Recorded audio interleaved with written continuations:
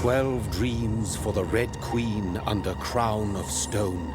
8 voracious beasts born from 8 restless nights. 4 nails piercing the flesh of the sinner. 1 prayer for the summoned, called by this song. 'Tis perhaps the countdown to oblivion for the once proud city of London. 'Tis perchance her inhabitants' last dance alone to face death and pestilence. Confronted by the eerie and unknown, mortals became desperate for answers. A flock's flight makes for an omen, the falling of a star a dire presage. Turning to priests for interpretation when there was no reason to be found. When religion failed, men turned to science. I saw them build such vain cities, crafting machines made for endless war. New questions flourished as old answers withered. What is darkness but lurking sun? What is wall but enslaved stone? What is glass but tortured sand? What is song but a call to arms? What is hate but jilted love? What is life but death pending?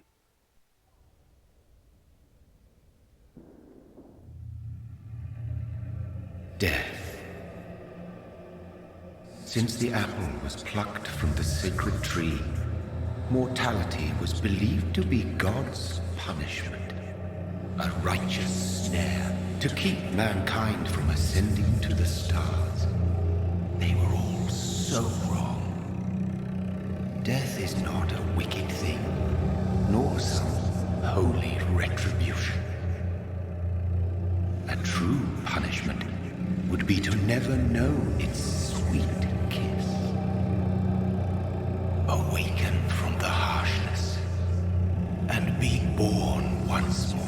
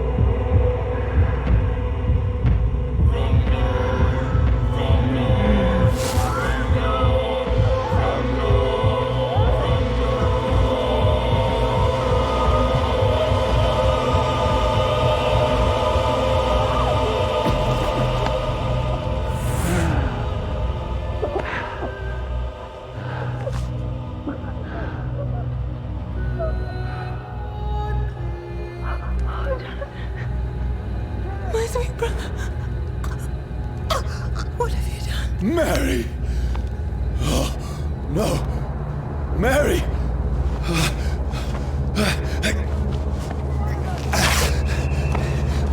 Hold on! Please, hold on! Oh, God. Oh, no. Mary! Mary! No.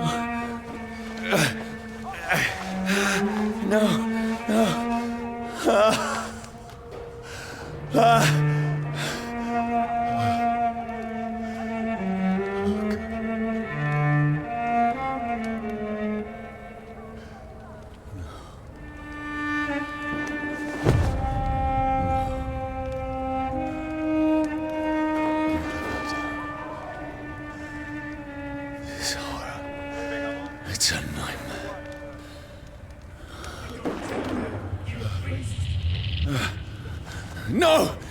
Please, a moment, let me explain!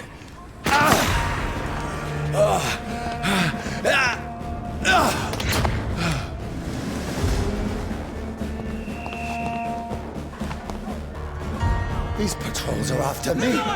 He's onto us! No! No! Don't shoot! This is a nightmare. I need to get out of here. This can't be happening. Over there! One of those birds. One of them. No! Please, stop! I mean you no harm. What's going on? Oh, Mary. What have I done? What's all this about? Shit, where'd it go? Now, I can defend myself. Bastards! Kill that thing! Who are you? Stay back! Sorry, but you left me no choice.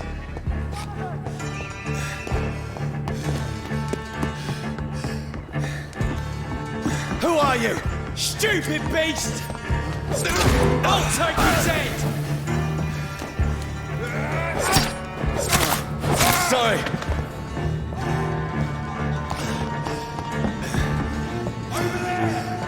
No, please, stop! Let's see how it likes a bit of fire! Who are you? So close! What do you want?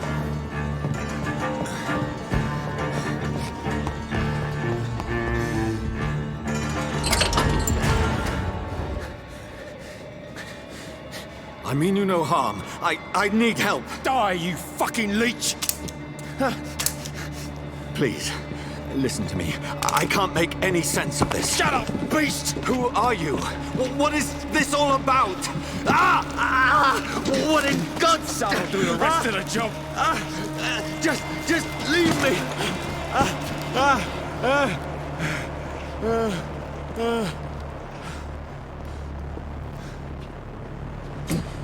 The sun feels like it's burning me to the bone.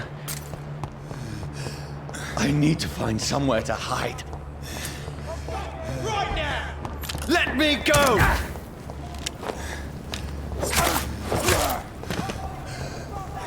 I need to find shelter. Is anybody there? What is this place?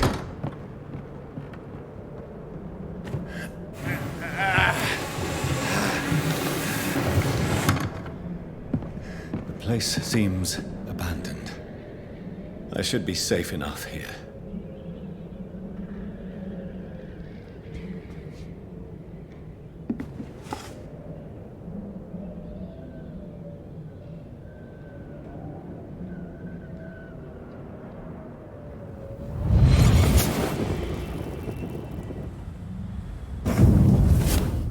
Brother, what have you done? Mary! Mary! Mary, I'm sorry. Whoever did this to us, I will find them.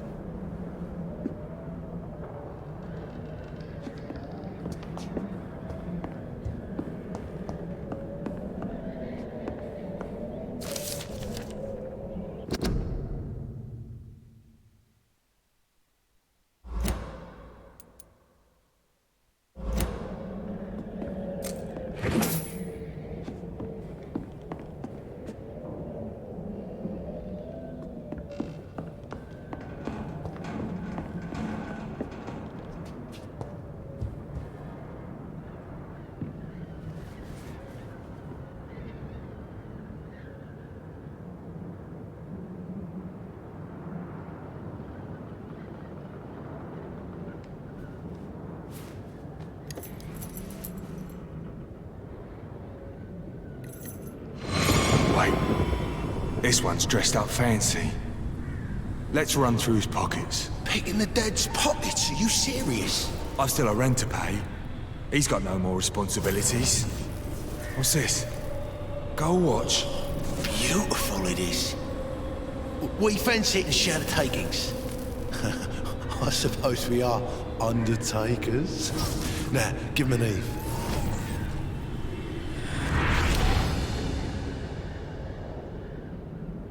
That's impossible.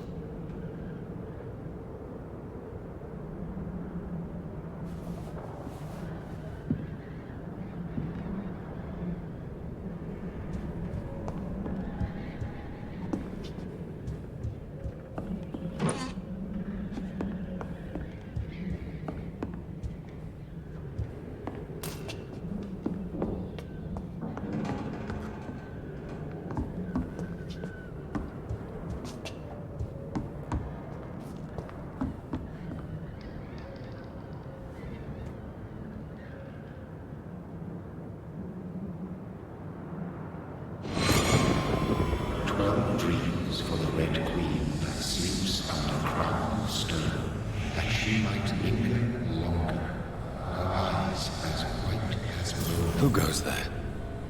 A prayer for the summoned by warrior song. A child born from the darkness must take scent of his path. Who's there? Are you referring to me?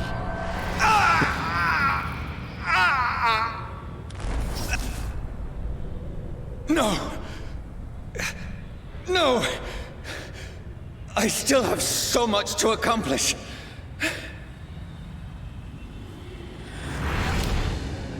I still have so much left that needs doing.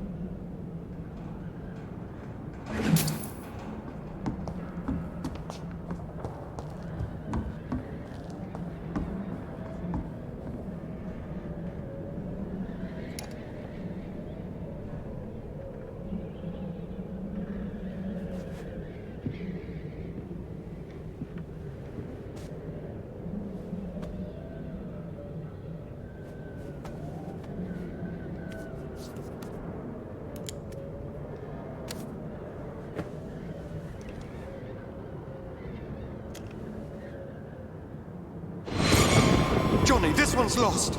We need to leave. And now! No! There's time. I can save him. That's the enemy coming! The orders are to evacuate the hospital!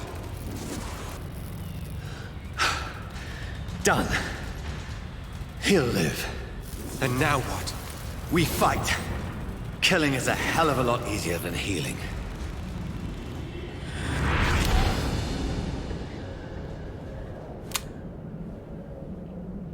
No, it never got easy.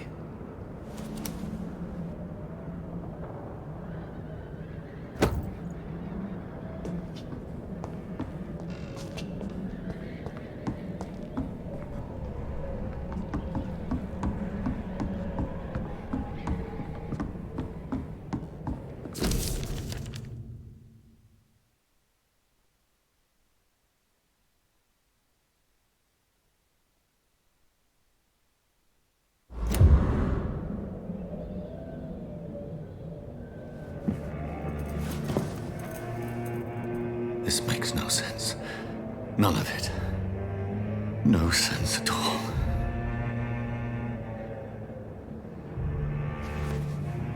It's a nightmare. That's it.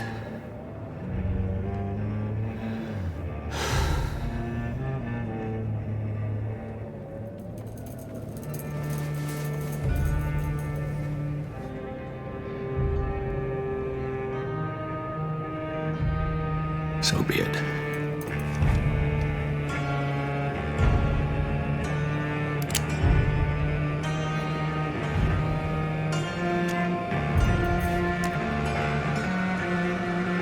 Rational thinking only.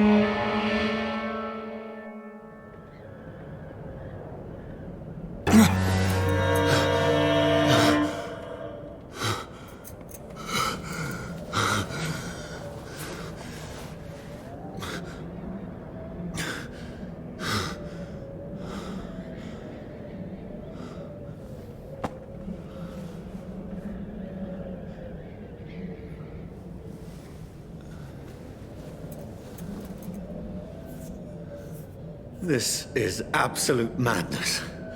I've lost touch with the real. Madness it is. As mad as the moon, who takes blinding sunlight into a glowing reflection.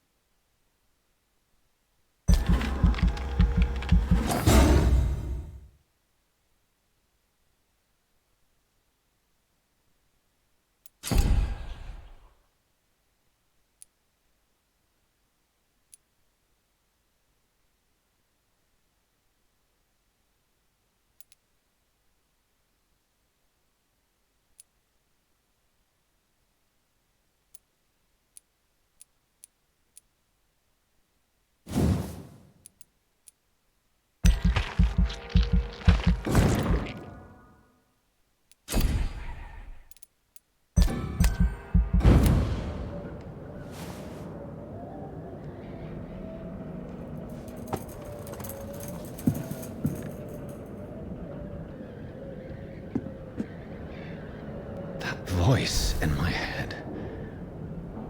If I'm not mad, then it must belong to the one who made me what I am. I must find him to understand what I have become.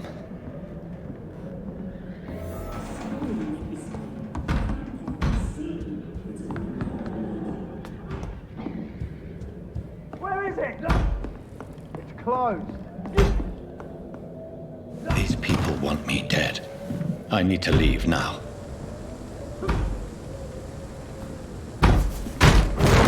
Here's the leech. Here!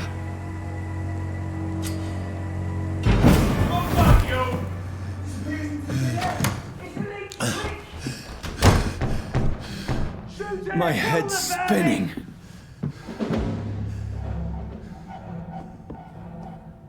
Oi! Come out, you coward!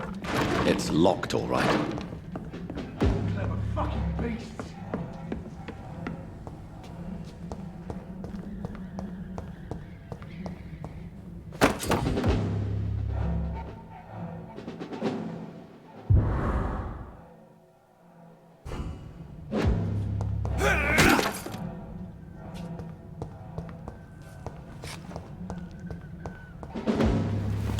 I'm still in Southwark. I must reach the West End. Go back home. It's locked.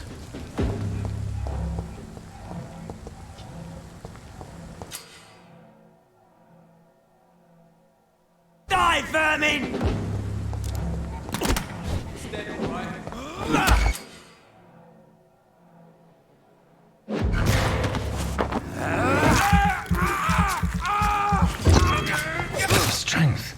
A strength I never knew I had.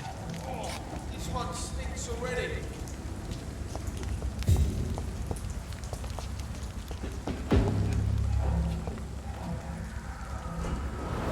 This shouldn't be possible. We can deal with this, vermin. Every sinew, every fiber of my being is a fire.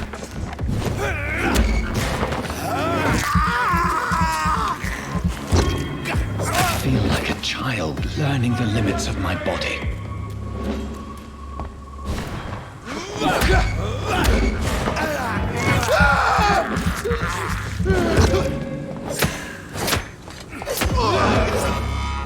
My strength, my reflexes. I'm not human anymore.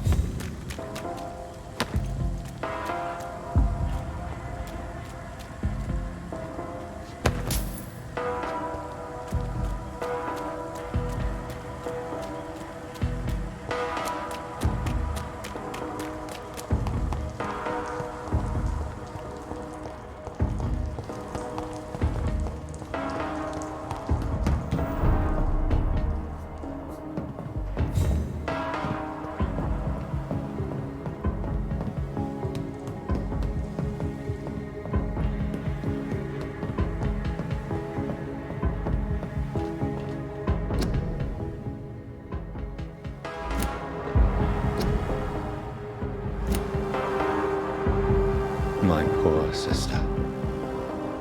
If only I had controlled my need for blood. Mary, someone will pay for what happened to you. For what happened to us.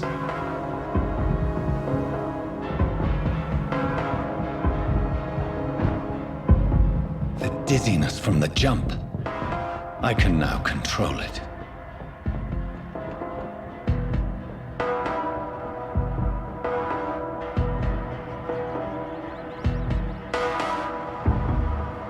What will London have to say to me? I've so many questions unanswered.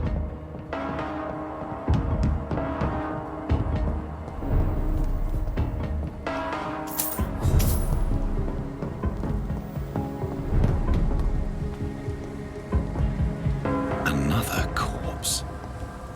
Have the very streets of London become a mausoleum?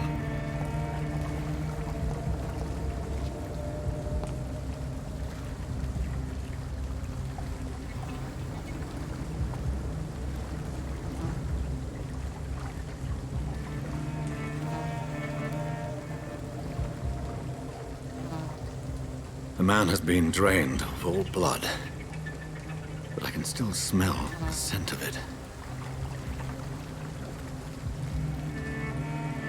I follow the scent's trail. Perhaps it will lead me to my assailant. Fresh blood. The smell is so strong.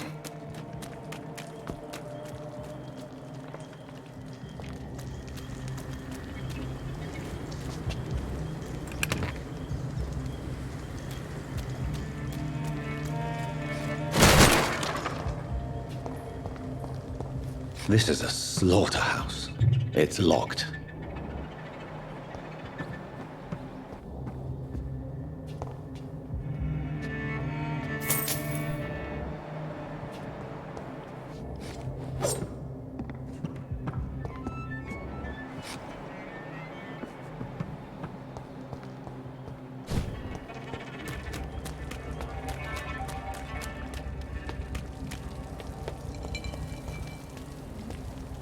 Something dire must have come about.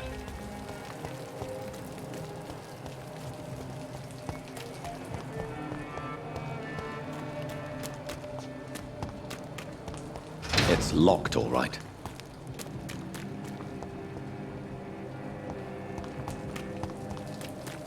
Where has everyone gone?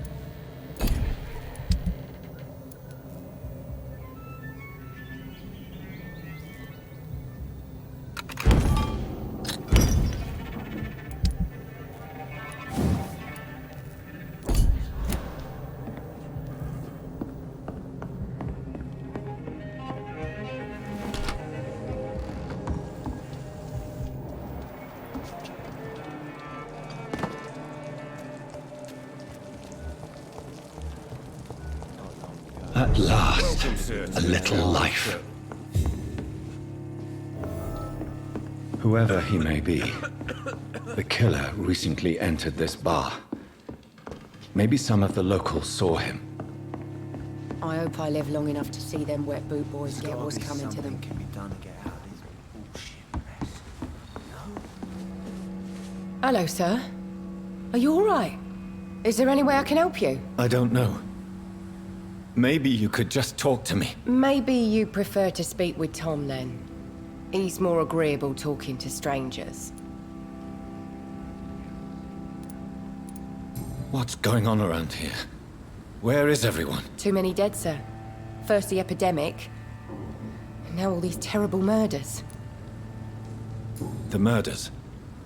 What can you say about them? Bodies found in the streets every morning. Drained of blood. It's just horrible. Some say the sewer dog is back. The sewer dog? What's that? No one knows. People have always disappeared around these parts. The ancients say it's the sewer dog coming out to feed. But now he's killing in the streets. What have you heard about the epidemic? There's a Spanish flu. Yeah. Killed so many last summer. Thought we'd seen the last of it. Dozens dying every week. Are the authorities doing anything? Nothing. There are so many quarantine zones in London now. It's gotten really hard to travel across town. What is this place? This is Tom's bar. A turquoise turtle. I'm the barmaid here, Sabrina, if you want to know. Are you always open this late at night? No, it's only since the epidemic started. Tom thought that people may need a safe place to stay. You don't seem to have much business. Where is everybody? Well, most people are sleeping right now. And those that are awake tend to avoid going out. What with the murders and all. I just want to talk. I didn't mean to scare you. I'm not afraid, sir. It's just I've other customers to take care of. I only see one customer. Oh. Well, yeah, of course. I mean, I best check on them. I'll leave then. Thank you.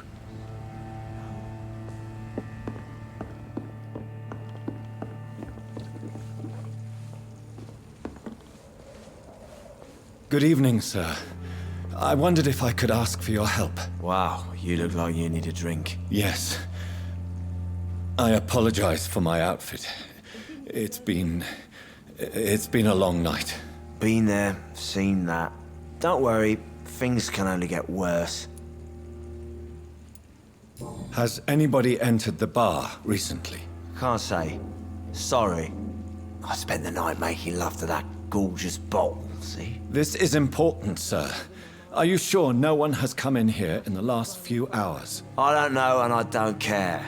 This is a free country. People still have the right to come and go, don't they? What's going on around here?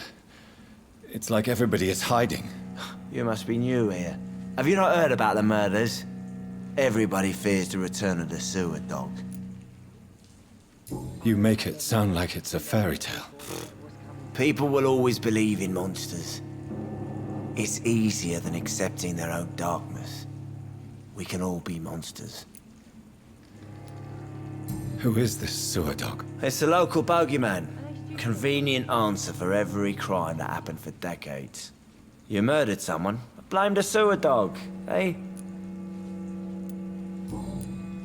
I'll leave you to your bottle then. My God, sir, you look like Jonah's whale just spat you out of hell. Can I get you a drink? No, thank you.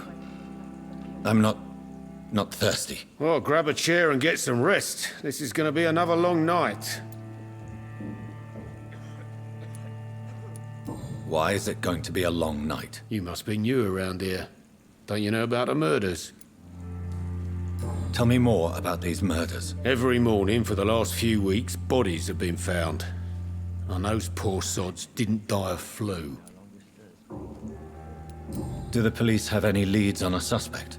Even before the outbreak, coppers never came round here. We're on our own. People die in these parts all the time, and no one cares. Where am I? Where is this place? You're at my bar, sir, the Turquoise Turtle. The last ray of light in this dangerous part of town. Aren't you scared? Scared of what? All the bad shit happens out on the foggy streets. And I never go outside. So you're open all night? Yep. Figured people might need a place to rest in these dark times. I'm looking for someone who might have passed through here recently. Wondered if you might help. It's been quiet tonight.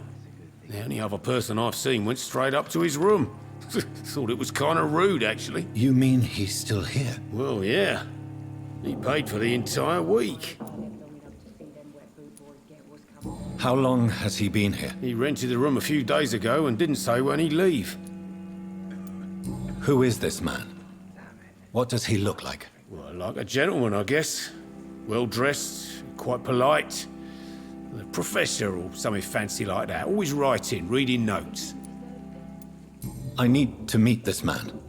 I have questions. Just climb the stairs and knock on the first door. I heard him open his window, so I guess he's still awake. And, Yes? no funny business. You hear me? This is a respectable establishment.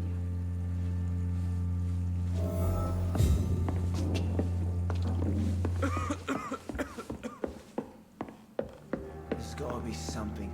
This is no place for you. Prewen has several patrols roaming the area. They do not pursue me.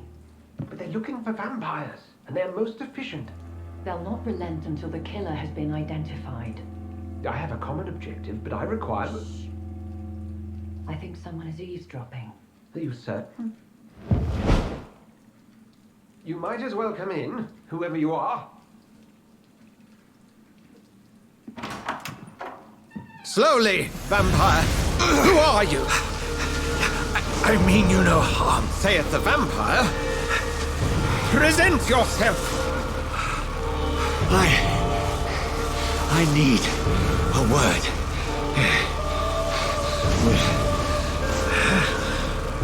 Anyone.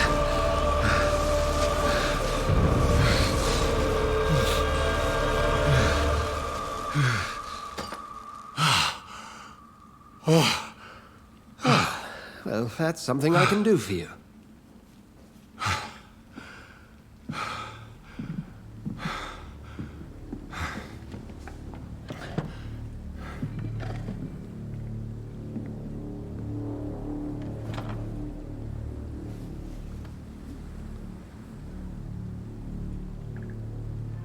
And who might you be?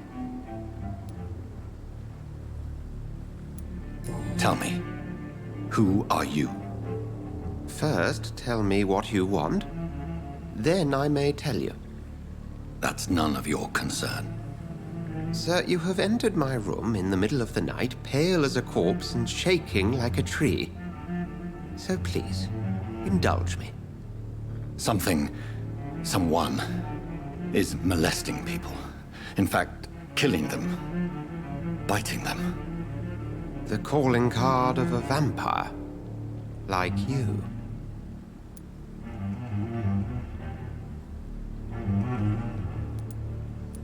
You seem the expert. How would that be? I have my secrets, as you have yours. Then if you are not a vampire, who or what are you? Dr. Edgar Swansea of the Brotherhood of St. Paul. I'm performing an independent investigation here in an attempt to understand precisely what is going on. What have you uncovered concerning the murders?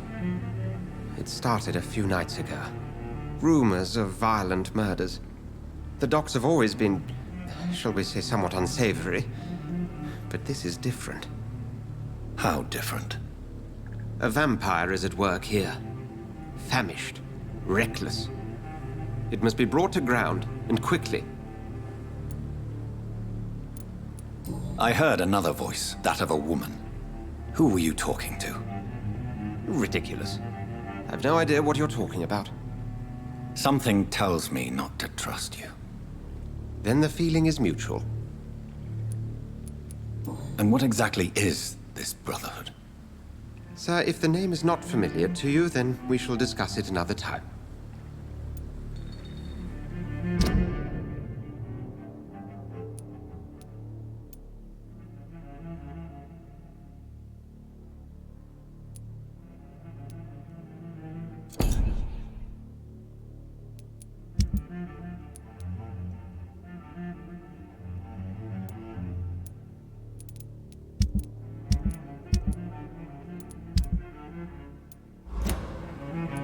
Then help me find the culprit.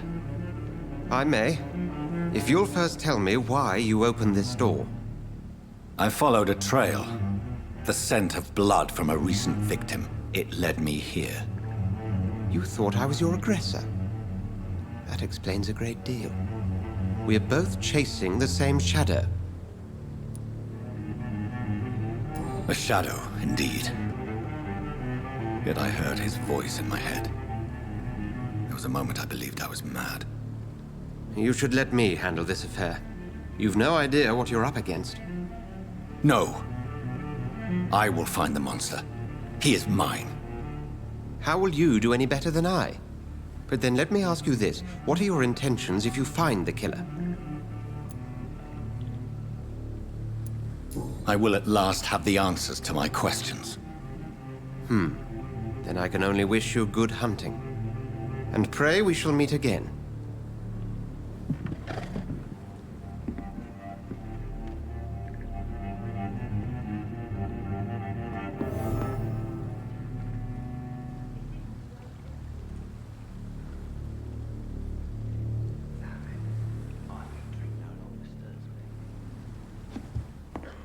If Swansea is not my attacker, it means somebody else came here tonight.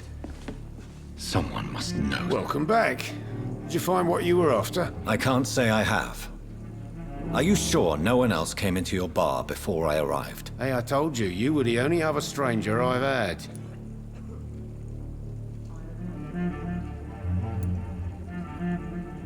Goodbye, man. Damn it. I think drinking disturbs me. Evening, sir.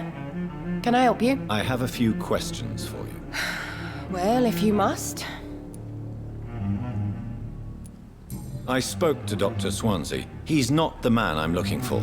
Now, I want the truth. The truth? What do you mean? I suspect that someone else was here tonight. And I don't think Tom wants to tell me about it. I'm just the barmaid here, okay? If Tom says you're the only visitor we had, then you're the only visitor we had. I can feel your fear, madam. Please, tell me what's going on. It's Will. William Bishop. He came in here earlier tonight and he... Well, I thought he was going to clock someone. Why are you so afraid? I mean, his skin. His hands. I scrubbed every glass and every chair that he touched. God, I hope it's not contagious.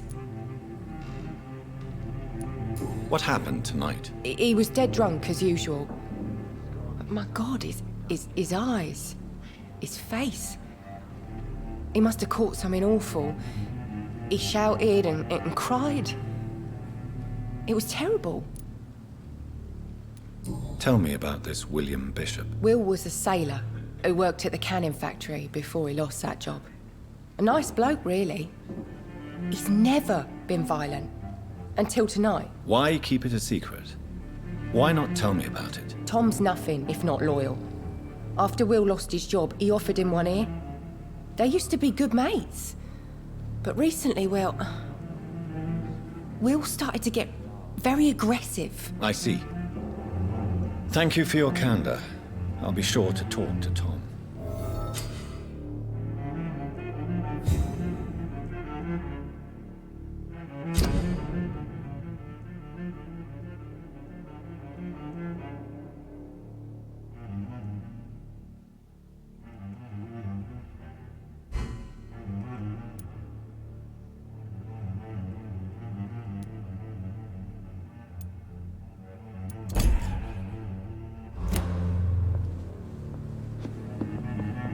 There's gotta be something can be done.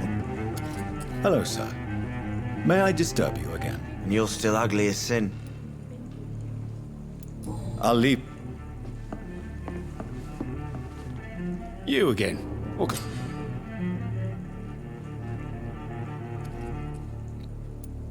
Tom, talk to me about the visit from your old friend, William. Yes, Will came by tonight, but he's not my friend anymore.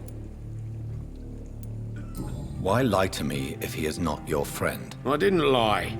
I said you were my only unannounced customer, and that's the truth. Who is he? William. Just an old sailor who loves his gin too much. He worked for years at the canning factory before it closed. Is he dangerous? Yeah. Like many drunks, he's all bark and no bite. He can barely stand up most of the time. How was he tonight? Was he different? Sicker than usual, perhaps. He whined and mumbled about how mean people were to him and how he'd like to talk to me outside, and then he left when I refused. I need to find him. It's a matter of urgency. Do you know where he is? You could try his boat. It's up by the North Pier. He sleeps there when he's too drunk to get home. Please describe him to me. What do you expect? He's a tall, sick bastard with a bad rash and torn old clothes. William used to be strong.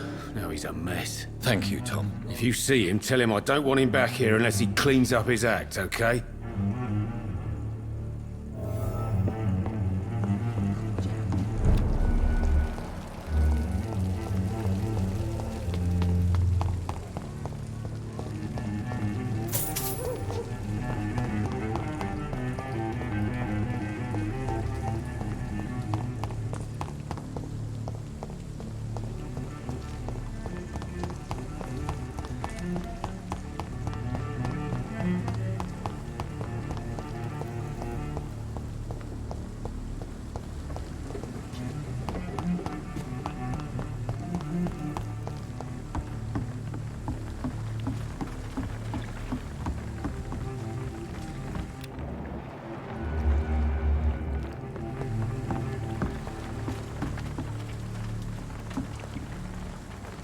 The body is still warm.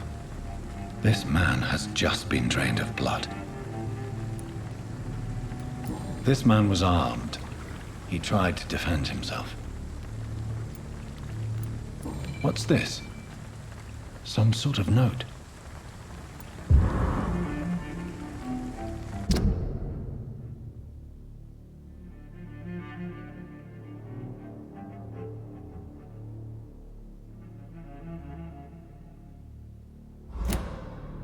These men, they're a company of professional vampire hunters. This corpse has been dried of its blood, just like the previous victim. Blood and empty gin bottles. This Bishop fellow is something of a heavy drinker. There are blood splats on the other side of the canal. I must reach that barge.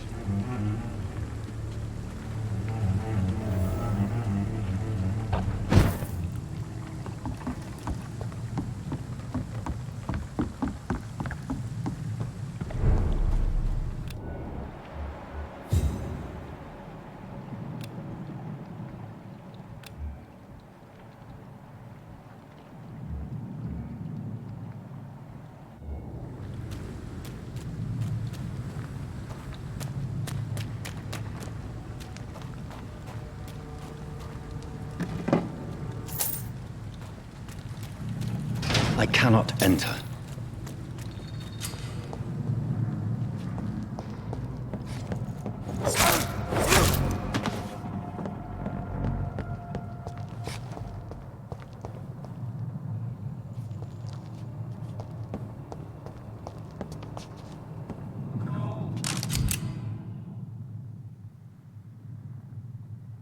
Ammunition crate. Good. I may need a lot of bullets. I feel like I'm back on the front line again.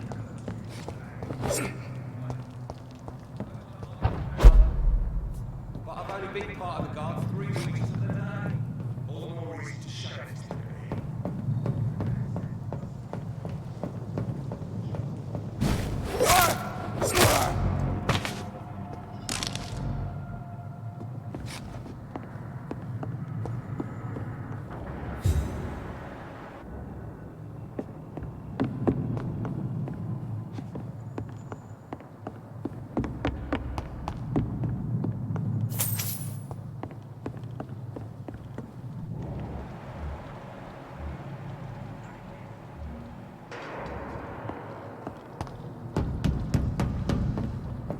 It's locked.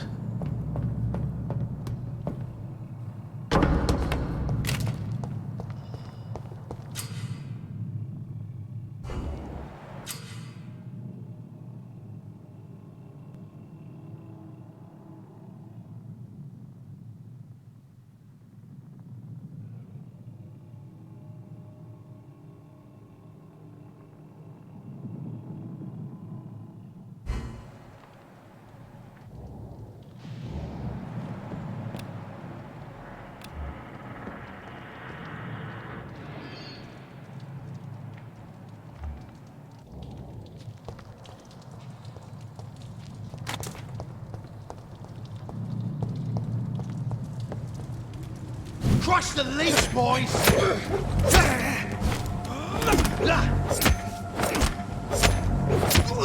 Murdering bastard!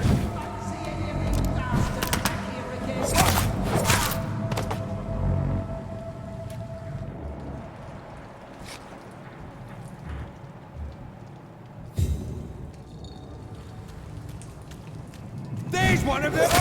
Over there! There's one of them vermin!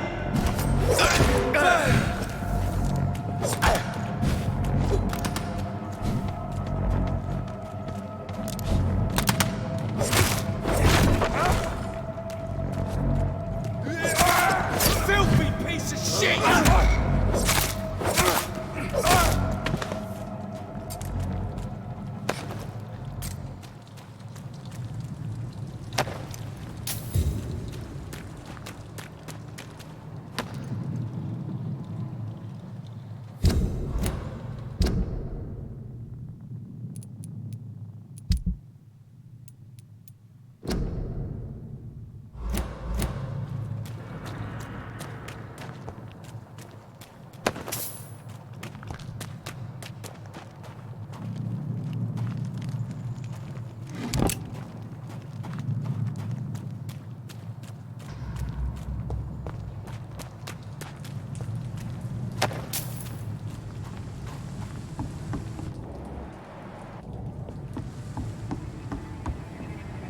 There's safer place over there. There's one.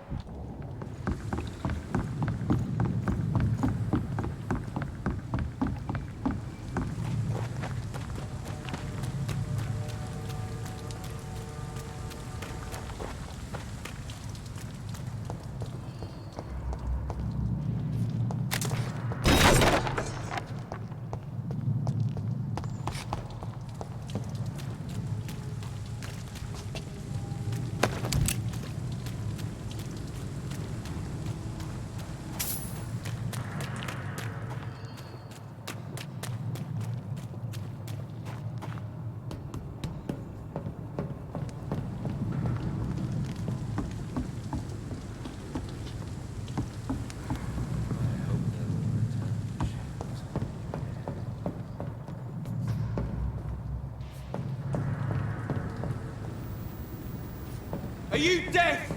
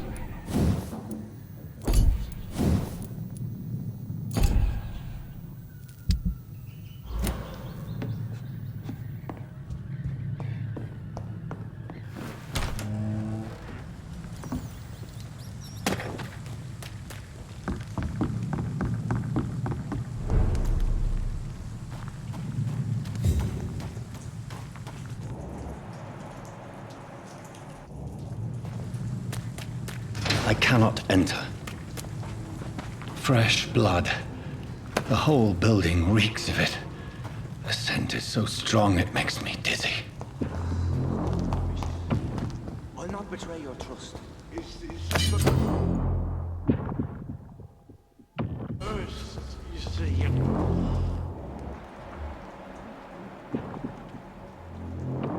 Overcome this. We've done it before. This place reeks of bloodshed. It did not quench my thirst. I must have more. Oh dear God, not again. William, please stop. Just a sip, I promise. You are my dearest friend. You're my last and dearest friend. This creature is bedeviled. I must put it down.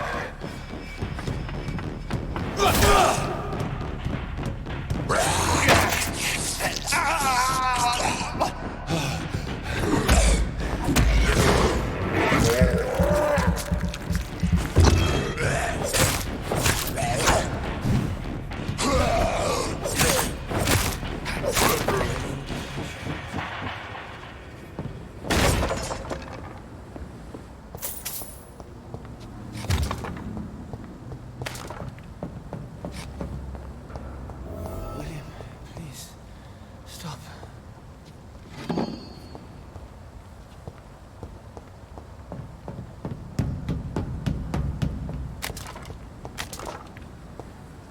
Let me go. William was an honorable man. I could have saved him. Mr. Hampton, are you in there? I knew him well, another lost soul, a kindred spirit. Sir, listen to the sound of my voice. I'm a doctor. You're suffering from shock.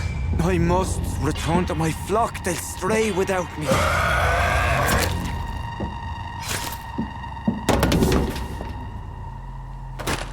Remember, certain skulls are every bit as resistant as we are. Who are you? What do you mean by Skal?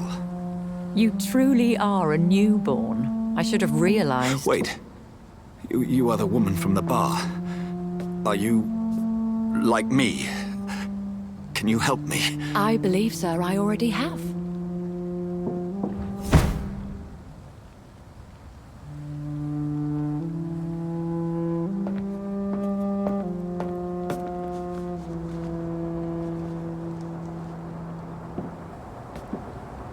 By George and the Saints, you've solved the mystery of these terrible murders. Patience, good fellows, I've come to offer help. Just give me a moment to secure my boat. We can leave this awful place. William was not the evil man they claimed. He was just taken by the thirst. He needed his drink. This man requires medical attention. We'll see he gets to the nearest hospital. No, please, I must tend to my fold. My flock needs me. There, sir. Go with the good Dr. Swansea. He's resourceful, and I'm sure he'll take good care of you. You'd best come as well. The sun is soon to rise, and you'll need a place to rest. I just need a moment. If I can learn something about what has happened to William, I'll be a step closer to understanding what happened to me.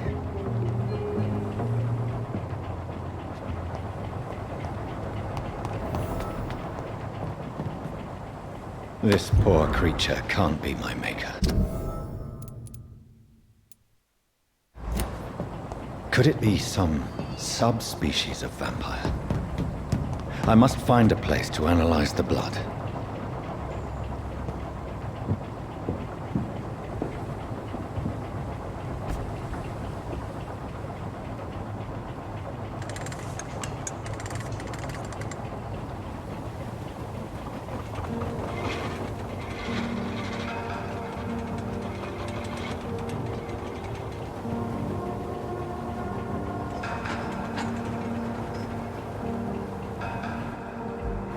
Where are we headed? We're on our way to the Pembroke Hospital. It's just across the canal. They'll have a bed for poor Mr. Hampton. William was... what manner of creature was he? Predator, prey, villain, and victim. Who can say? The important thing is that he's been stopped. Duly noted. And the woman? What... who is she? What woman? Oh, don't play me for a fool. You used me to locate that Skal. You must know who she is. And I thought you a gentleman. You shouldn't talk about a lady behind her back, but I will tell you she values her privacy. Were London as peaceful as she appears from the middle of the canal? If only that were the reality of the situation. To be honest, I've always tried to avoid this part of town. Pembroke Hospital is the last bastion between the rest of London and the epidemic. The flu has decimated the East End and the war still rages. Welcome to the front lines of a plague. This is where you work, Dr. Swansea? I am the administrator of Pembroke Hospital. I thought you were here in service of your mysterious order, the Brotherhood of... Of St. Paul's Stone, yes.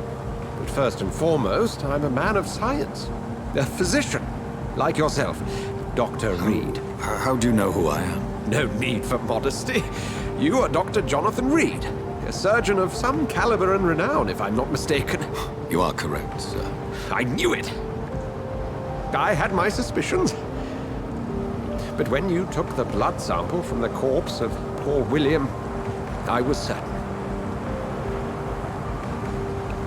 Dr. Reed, marvelous. Have we met? I attended 3 of your seminars before the war. I have the utmost admiration for your research. And what a turn of fate. England's most esteemed blood specialist returns to London a vampire. That word, again. From a so-called man of science. I understand. Traditionally, the role of science is to refute myth, but when myth walks among us, the Brotherhood of St. Paul has dedicated its purpose to their study. There's so much for you to learn. Of that, you are right. Well, then let me be blunt. Join my staff at Pembroke Hospital. As a physician. I suspect you'll not find a better post of employment to contemplate your predicament. This is sudden. I was returning home to see my sickly mother. But alas, that was before contracting this... affliction.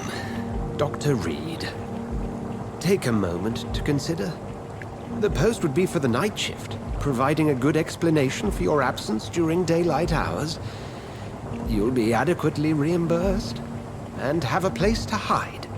I even had the forethought to bring some clean clothes. So, what do you say? It seems I have little choice, but yours is a generous offer, so I thank you. Brilliant! Oh, Jonathan, this is one for the book, and the beginning of a beautiful friendship.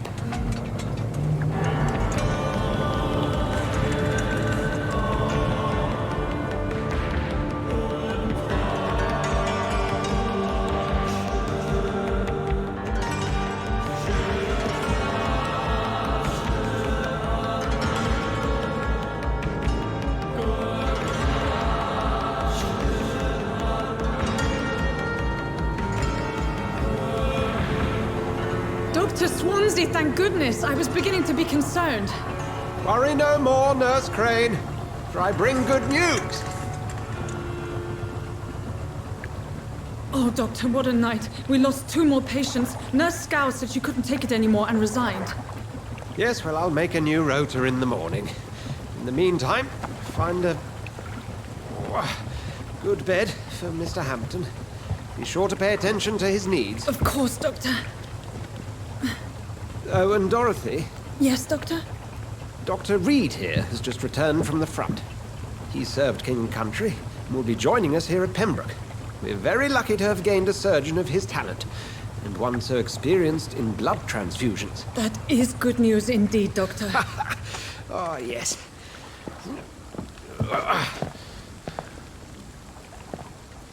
Here at Pembroke, it's not what we have, but what we haven't. It's only thanks to Nurse Crane and the staff that our ship doesn't sink. If you have any questions, just ask her. Duly noted. Thank you. Your assistance is required, Dr. Swansea, immediately. Welcome aboard, Jonathan. We'll catch up after my rounds. Coming, Nurse Crane. I'm coming.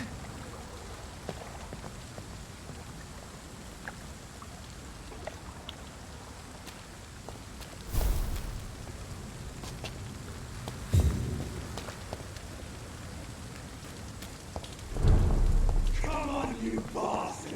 You can do better than that!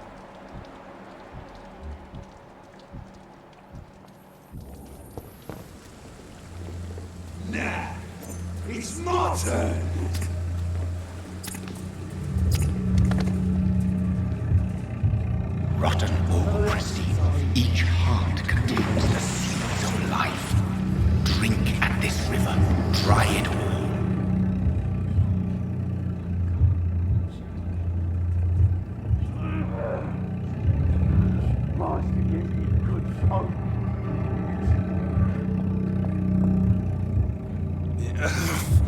Oh, come on, you bastard!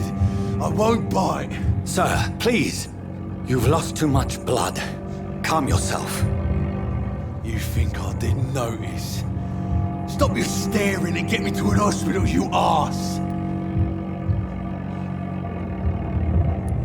Insulting a good Samaritan. Not exactly the way to get rescued. Alright, sorry. I am in pain here. My guts are spilling out onto the street and you're yabbering on. Yes. That's a very nasty wound you've got there. Take my word, I am a doctor. Dr. Jonathan Reed. Name's Clay Cox. I'd appreciate you helping me to a better place, Doc. Follow me, Mr. Cox. Let me assist you to that better place.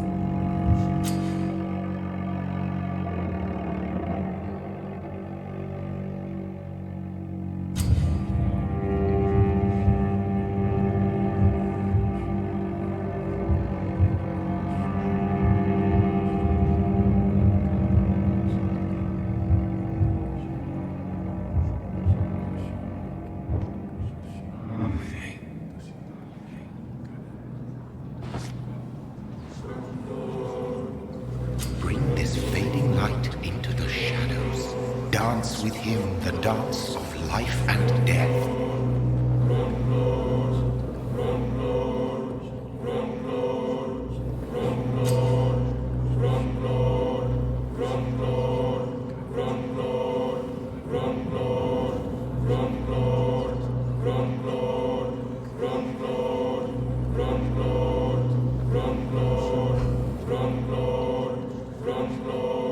No more. Not tonight. Not like this. I will not take another life.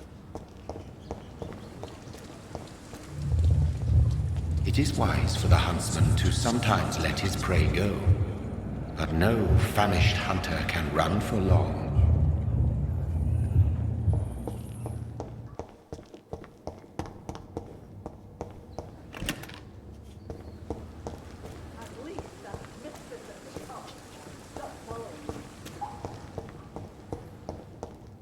Whoa, I feel giddy.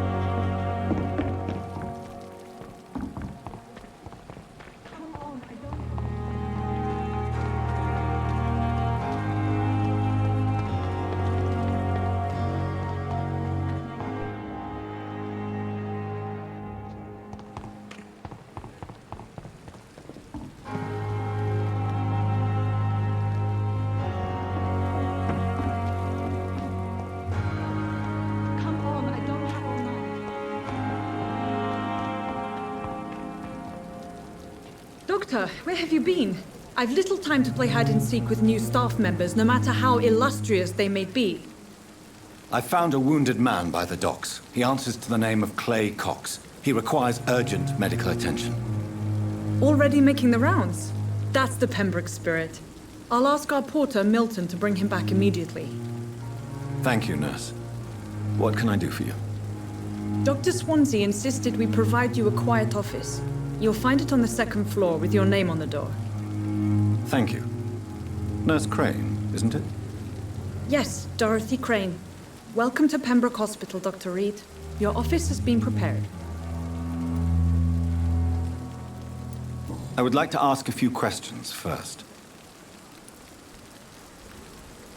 And Mr. Hampton, the patient we brought in, how does he fare? I gave him a sedative to help him sleep. Poor thing was in quite a state of shock.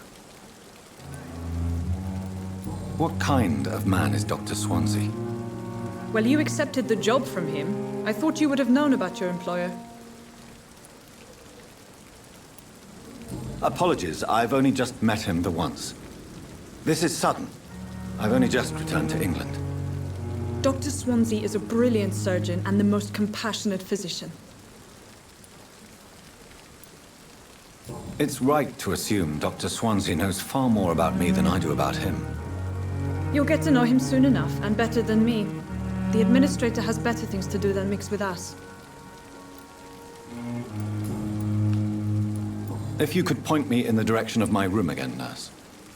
Second floor of the hospital, left after the stairs. It's the last vacant office at the end of the corridor.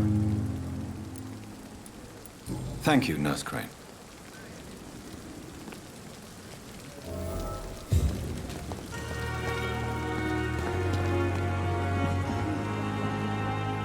Good evening, sir.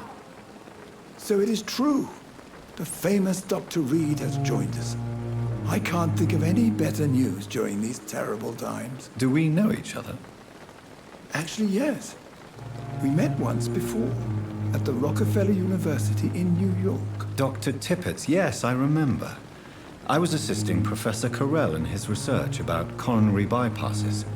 He had nothing but praise for you. He was also very confident about your future. And look at you now. Eminent surgeon and blood transfusion specialist. What is the Pembroke Hospital situation? And please, speak freely.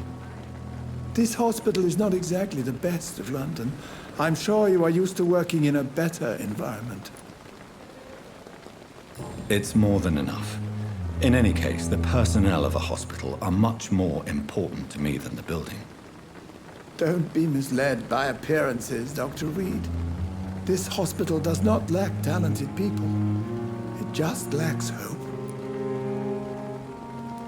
What can you tell me about the staff in the hospital? Some are really good, and others are not so good. But during this troubled period, there is no time for slander. I prefer to focus on the positive character traits. Tell me more about cherished people, then. Nurse Brannigan is a pearl. She is the most helpful and dedicated nurse I've ever worked with. A clever and cheerful woman. You really seem to admire her skills. I'll go even further. If she was a man, she would be a damn fine practitioner. Any opinion about the management? I don't always agree with Dr. Swansea's reserve, but I must admit he does all he can to keep this facility running during this crisis. Ah, yes, the burden of command. I was fed up with this concept while serving as a medical officer. Don't get me wrong. Swansea's a good administrator. I just wish he would get out of his office down again.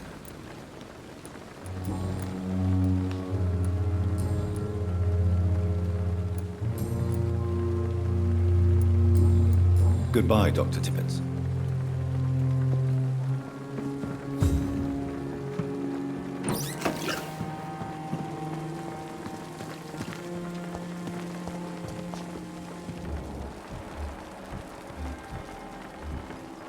If only I were young again. Just a dozen years or so.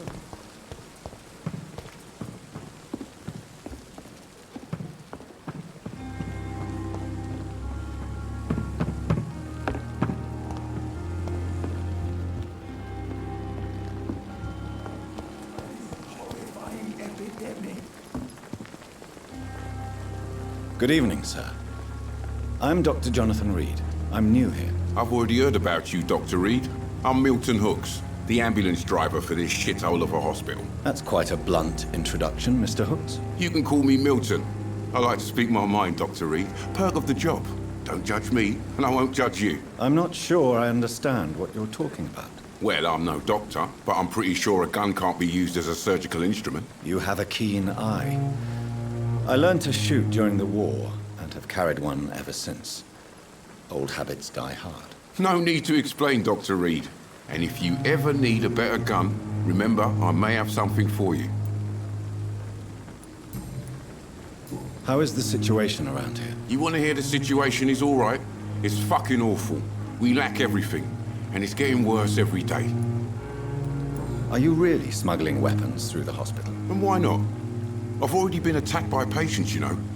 And by gang members willing to steal my money. But you're not defending yourself.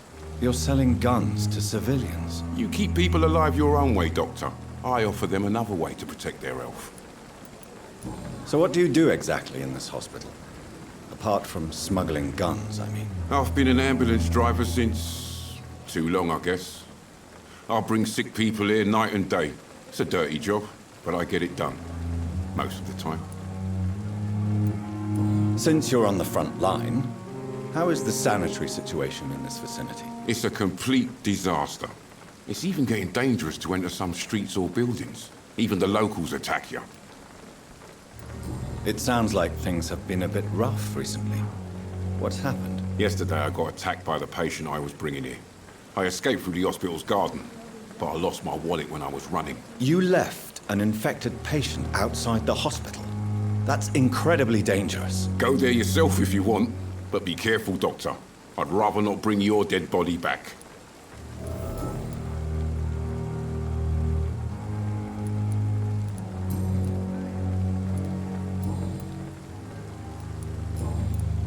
I'd like to see your goods. Wise choice, Dr. Reed. A reliable gun is what everybody needs these days.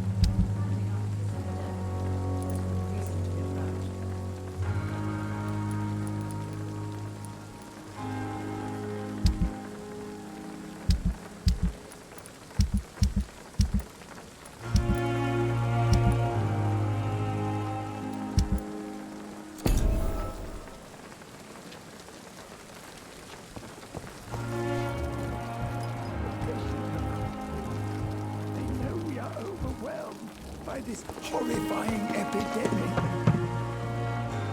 Good evening, nurse. I'm Dr. Jonathan Reed, the new surgeon here at the Pembroke. Dr. Swansea has already told us about you, sir. I'm Nurse Gwyneth Brannigan. Welcome to the Pembroke Hospital. Did he really? It's a good thing I wasn't hoping to keep a low profile. All members of staff have already read about your new blood transfusion technique. Dr. Swansea made sure of that. I see. Well, I'm a little surprised, but I suppose I'll just have to deal with this unexpected notoriety. You must know, blood transfusions are Dr. Swansea's primary subject of research. He is convinced it is the future. How are things here? Not good, to say the least. We're struggling against an invisible enemy, more lethal than any bullet from a gun. It's hard, Doctor. An invisible enemy? Quite a poetic term for a disease, especially from a nurse. Sorry, Doctor. These last few weeks have been exhausting. We could all do with a good night's sleep. Do you think this hospital can survive the epidemic? We are all volunteers here, and we're trying to hold fast, but how do we beat an invisible killer? Some nurses have already resigned. I'm not familiar with all the staff yet. Perhaps you could help me. Brilliant professionals, most of them. Dr. Swansea has a gift for recruiting talent. Most of them? Is there a problem I should know about, nurse? It would be inappropriate for me to speak ill of a colleague. Is there anyone that stands out? Well, I have never met someone as dedicated as Dr. Tippett's. He should be a standard for us all here. If only he were younger. Why should his age be a problem? I guess it's fair to say he's always pushing himself to the limits. He just doesn't know when to stop and get some rest. Nurse Brannigan, if you do know something, please tell me. Anything you say will be held in confidence. No. I may disagree with some conduct, but in the end, everybody is doing their best.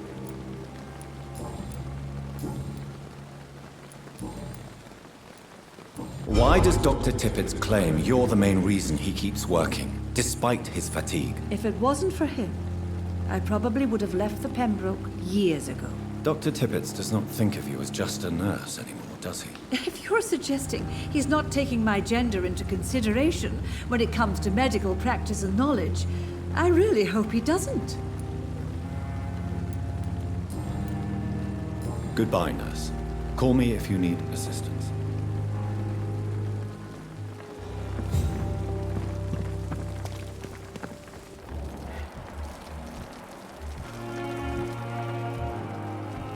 Last summer's epidemic was difficult.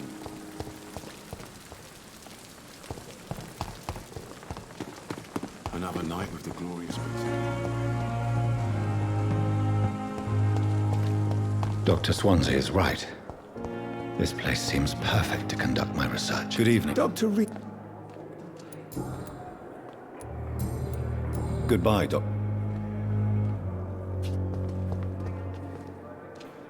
Good evening, nurse. Good evening, Doctor. I don't think we've been introduced yet. My name is Pippa Hawkins. And I'm Dr. Jonathan Reed. Dr. Swansea has recently offered me a position in this hospital. Well, it's a euphemism that your help will be appreciated, Doctor.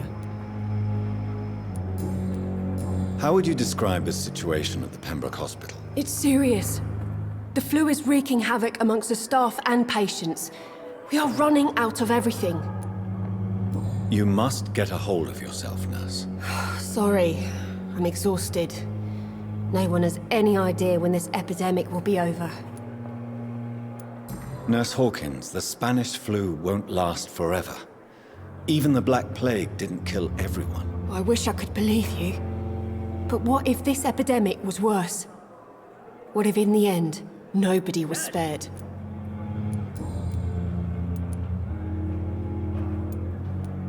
How long have you been a nurse? Well, long enough to see that the epidemic is winning. And no matter how qualified you are, don't tell me you'll change that.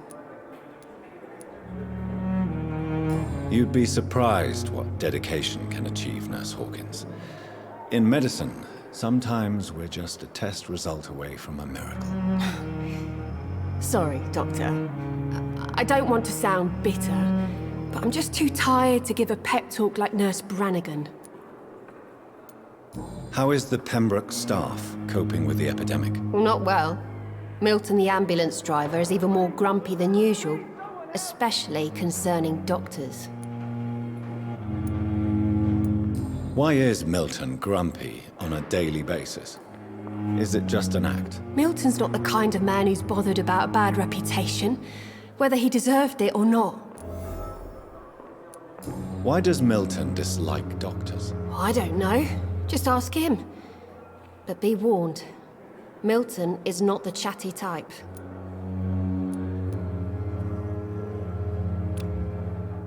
Do you need medical help yourself, nurse? I'm fine, really. I just need to sleep.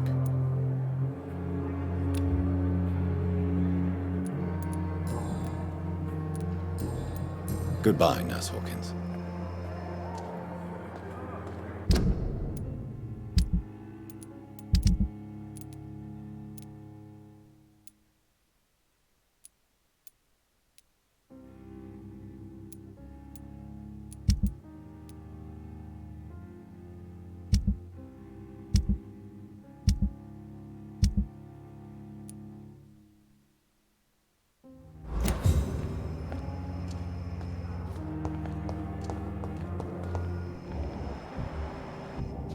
You are going to reveal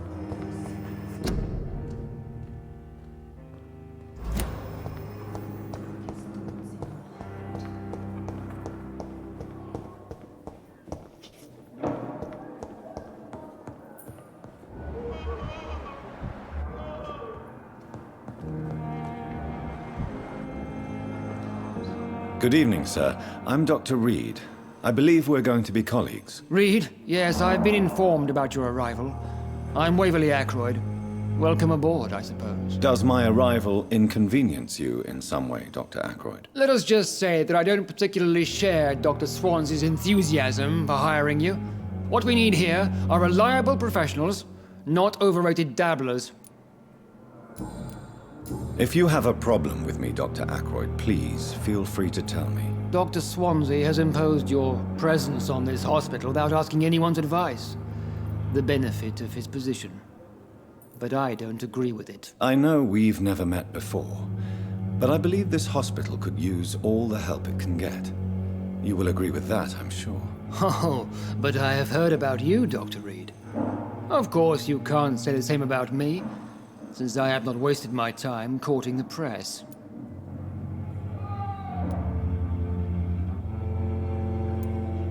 There is no need for such animosity between us. Don't you think the epidemic is already enough to deal with? That is one point we could agree on.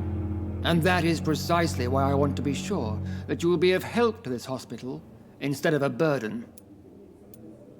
Since your tenure in this hospital is longer than mine, perhaps you can tell me more about this place. Let's just say I'm tired of the carelessness around me. I have always respected the skills of Dr. Swansea, but over time his enthusiasm has become displaced. Carelessness? Exactly what are you talking about? We're here to save lives. The people who trust us are not volunteering for experimentation. They're here to be healed. I don't intend to run any radical experiments, Doctor. Even if I, as any good practitioner should, express an interest in pushing the boundaries of medical research. Modern medical methods were created through audacity and ego. But there are rules in our line of work, and they're here to protect our patients. Do you need my assistance? Not at all. I'm sure that you are used to gaining people's trust with your impressive skills. Well, it will not be the case with me. I don't know what you've heard about me, but I have already proved my value as a practitioner. I don't question your skills, Dr. Reed, but your motive. Is it money, fame, or are you truly dedicated? And what exactly is that supposed to mean? I served in the war just like you. But unlike you, I did not use the wounded to play the modern sorcerer. Be careful what you insinuate, Dr. Ackroyd. I only want you to admit you used those men to improve your theories. This is ridiculous. My blood transfusion technique saved many lives, and you know it. You see? That is exactly what I hate about people like you. You avoid this kind of accusation instead of facing reality. It seems you have bad memories of your military service. I refuse to see this industrial slaughter as scientific progress. War only reveals the worst in men. We can at least agree on something, Dr. Ackroyd.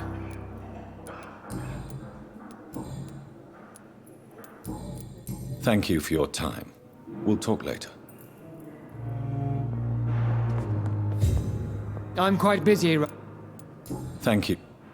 You always knew the words to calm the children, Ellen. What can I do for you, Doctor?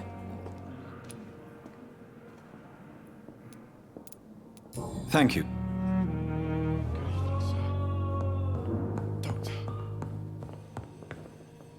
Good evening, sir. I'm Dr. Reed.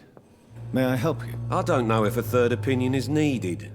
Your colleagues are already arguing about my condition. I see. Would you mind telling me more about your situation? I'm Harvey Fiddick. All I want is to get me bloody arm fixed properly. Tell me about yourself, Mr. Fiddick. I'm just a regular guy waiting to get his arm fixed, so I can return to work and to my family. I was more curious about what you were doing before being hospitalized. I'm a carpenter, and a good one too. But that means I need both arms to feed my family, Dr. Reed. Are you satisfied with your treatment here? Well, it's clear that I've chosen a bad time to be injured. Forgive my bluntness, but you seem overwhelmed by cases of the flu. I won't lie to you about it. I'm afraid we are. Are you sure you don't want to operate yourself, Dr. Reed? I have the feeling you're very capable. And your colleagues seem to think so too. In other circumstances, you would be right. But for now, I don't think I can take on the responsibility. My apologies. Tell me about the doctors who are arguing about your case. Strickland and Ackroyd. They both want the best for me, but there's a lot of pride there. Doctors are no different from carpenters, it seems. What do you mean? I often had professional arguments with rivals on a building site. Difference is I disagreed about wooden nails. not flesh and bones.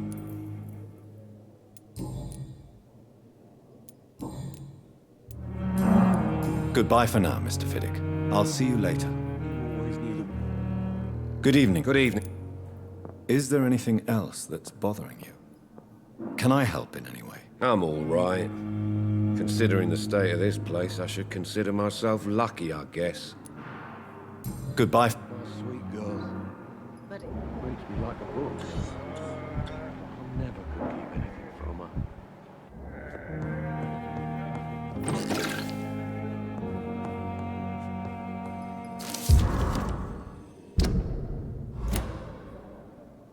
You always knew.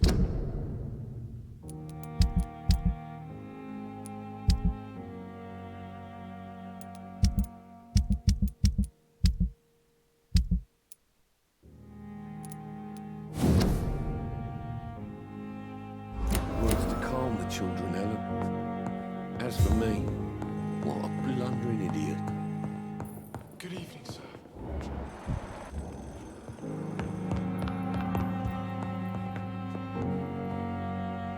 Good evening, madam. Can I help you? It's my son who needs you, sir. I'm Dr. Jonathan Reed. How can I help your son? I'm Beatrice Goswick, mother of Mortimer Goswick. Could you check on him, please, Dr. Reed? I've heard much of your talents as a physician. Do you require medical attention as well, Mrs. Goswick? I have other concerns right now, Doctor. But I'm fine, thank you. What can you tell me about yourself, Mrs. Goswick? Not much to say. Just take care of my Mortimer and I'll cover all the expenses. That's all that matters. Are you really that rich? Most of the patients here are of a more humble origin, if I may say so. Yes, thanks to my husband. May he rest in peace. I can cover any needed medical expenses. May I ask if you have an occupation, Mrs. Goswick? I'm a teacher by profession. I teach young women who are more ambitious about their futures than their families. What do you think of your reception here? Any complaints? I have had the uttermost reservations about this hospital since we arrived. But we had no other choice, considering the state of emergency. Is there something in particular that's bothering you? Some of the staff were not especially welcoming. I suspect they're not accustomed to dealing with patients of such social standing. Tell me more about your arrival at the Pembroke Hospital. What gave you such a bad first impression? The ambulance driver was quite rude, for a start. And that nurse, Miss Hawkins, seems to have quite a dubious attitude. What do you mean? She managed to secure a bed for my son despite the epidemic. It was a relief, but it wasn't cheap.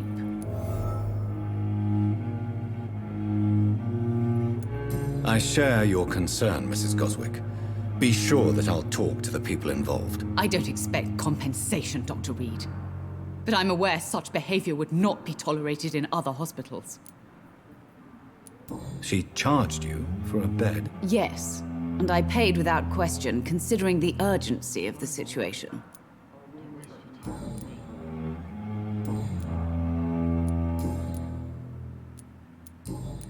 Goodbye, Mrs. Goswick.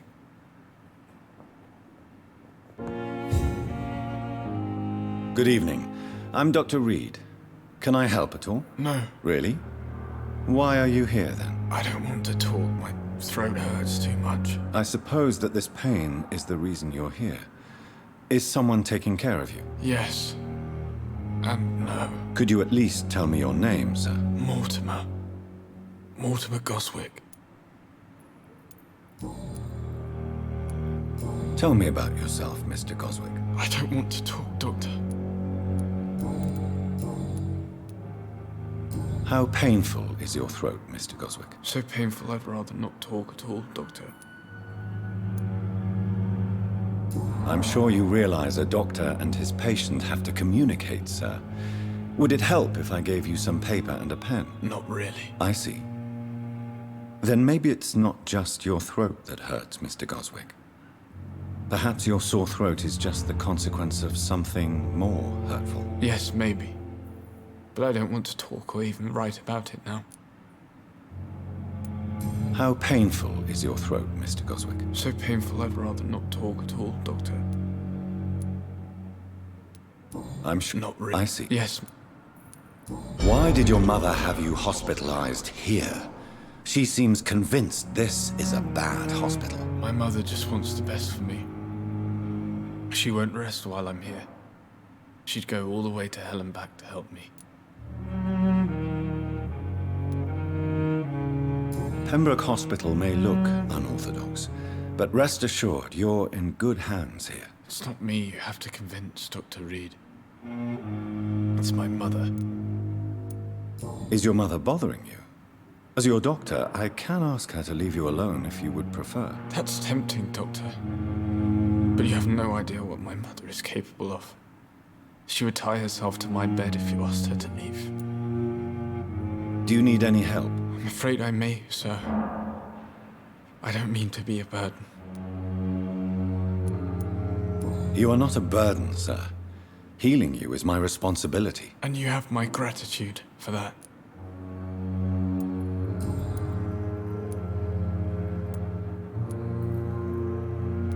Why did your mother... My mother just...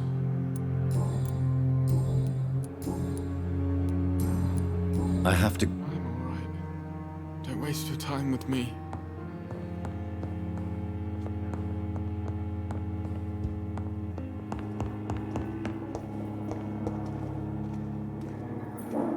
Good evening, Doctor. I believe we're going to be working together. Dr. Reed. Dr. Swansea informed us of your arrival, but I could not dare to believe we'd have such good fortune. Such an honor, sir. Thank you. And you are? I am Thoreau Strickland, Dr. Thoreau Strickland. I'm a great admirer of your work, Dr. Reed.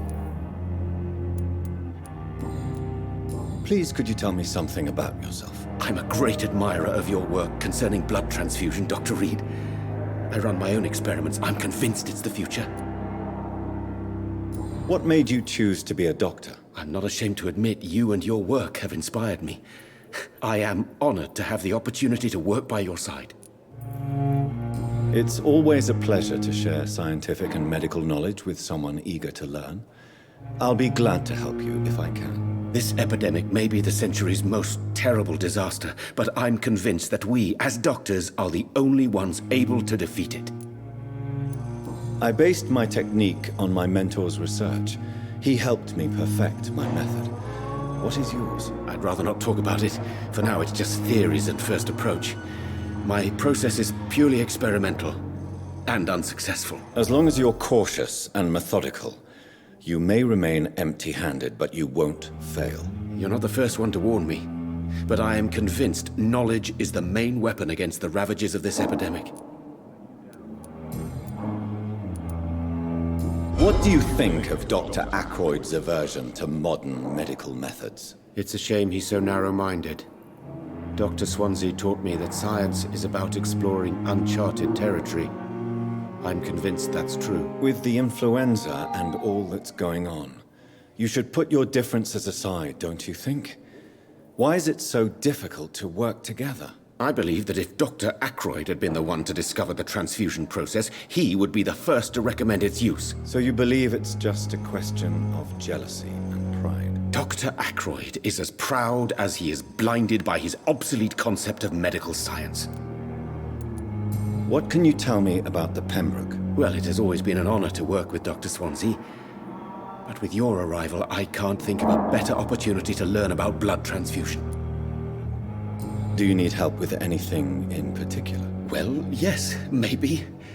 I'm waiting for a batch of products I ordered for my personal research, yet my supplier seems to have vanished. Do you want me to play the errand boy for you? Oh no, Dr. Reed.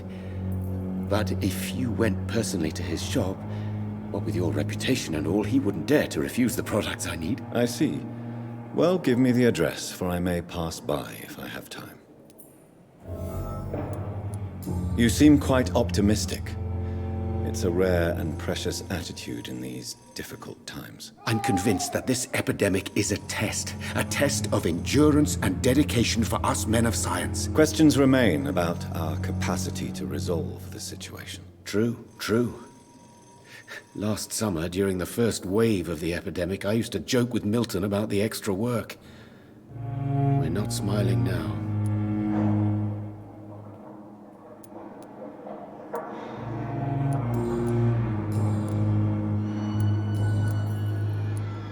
Tell me more about your willingness to experiment with new medical techniques. Harvey Fiddick is a patient suffering from a severe injury that could cripple him if not treated correctly.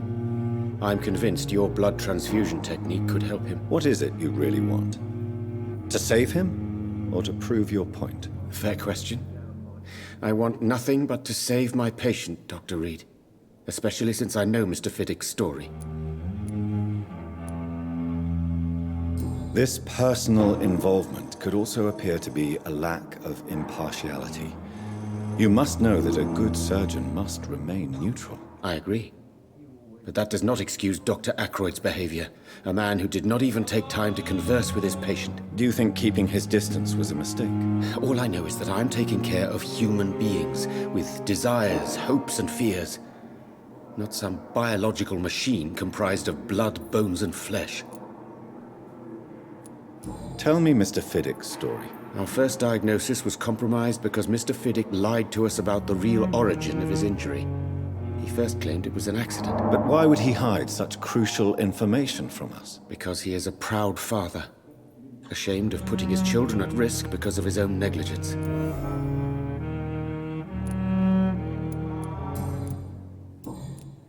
Goodbye, Doc. I will not let you down, my boy.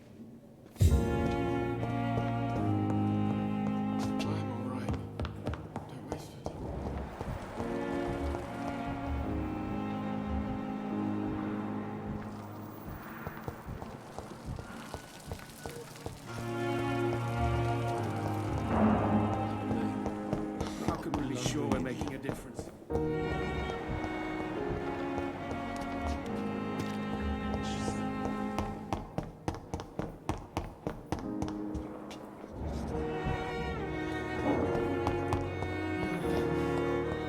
I wonder what your last thoughts would be, sir. It's locked, all right.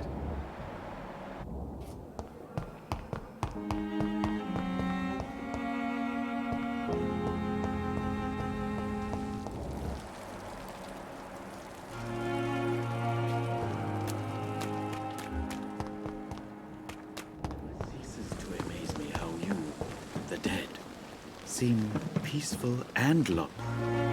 Good evening. I'm Dr. Reed. Always a pleasure to meet a colleague, sir. Especially when he was supposedly dead. A colleague? Are you a doctor too? Not anymore, sir. I used to be Dr. Rakesh Chadana. Now, I'm just Mr. Chadana, pawnbroker and humble guardian of this morgue. What do you mean, you used to be a doctor? Was your license revoked? No, sir. It is just that I like to be precise. I run a little pawn shop while taking care of the dead. But I used to be a real doctor. Please show me what you... Of course. It's just...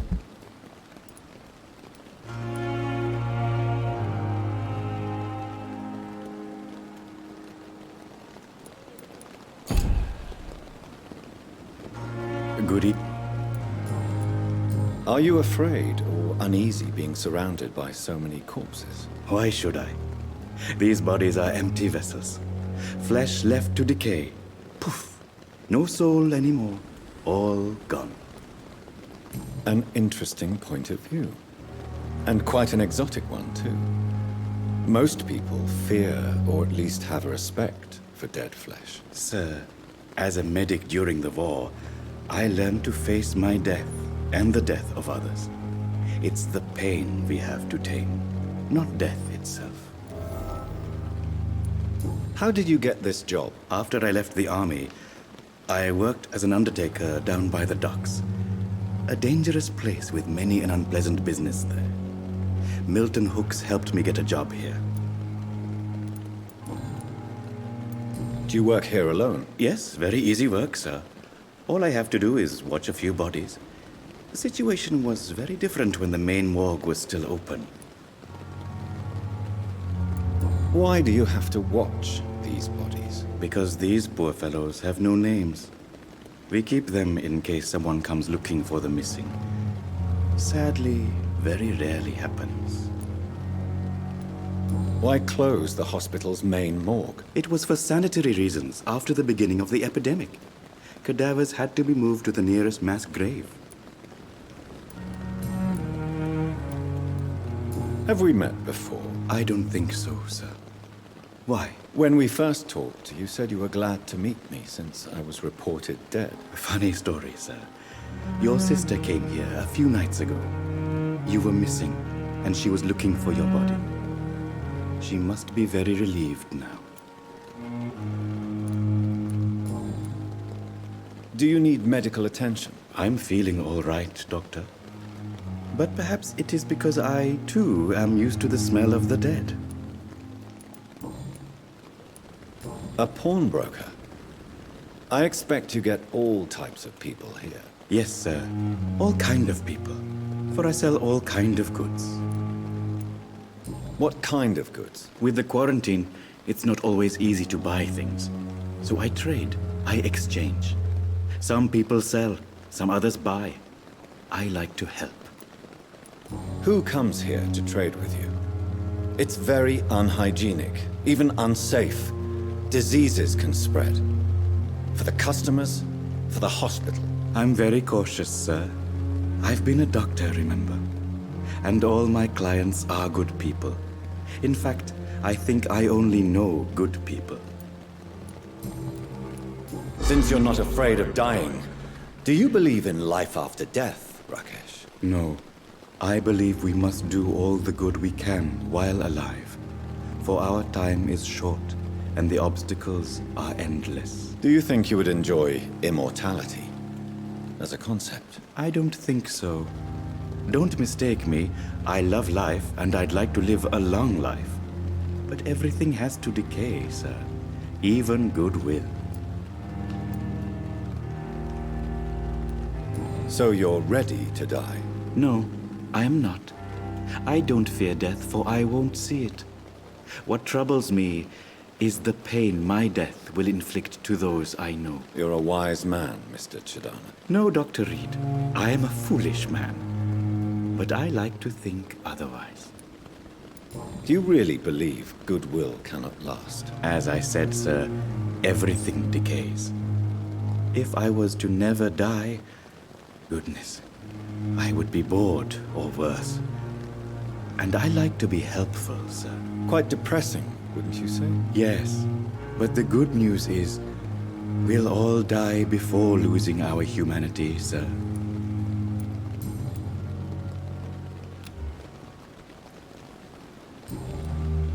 Goodbye, Mr. Chidana.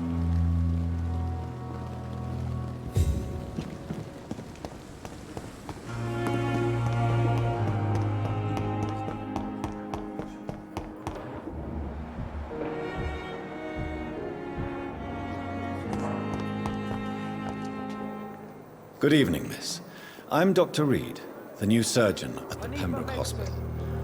And who are you? Your name has no meaning to me, mortal. You're nothing but dust blown by the winds of eternity. I beg your pardon? What are you begging for, mortal? My clemency? Well, tonight maybe I'm inclined to mercy.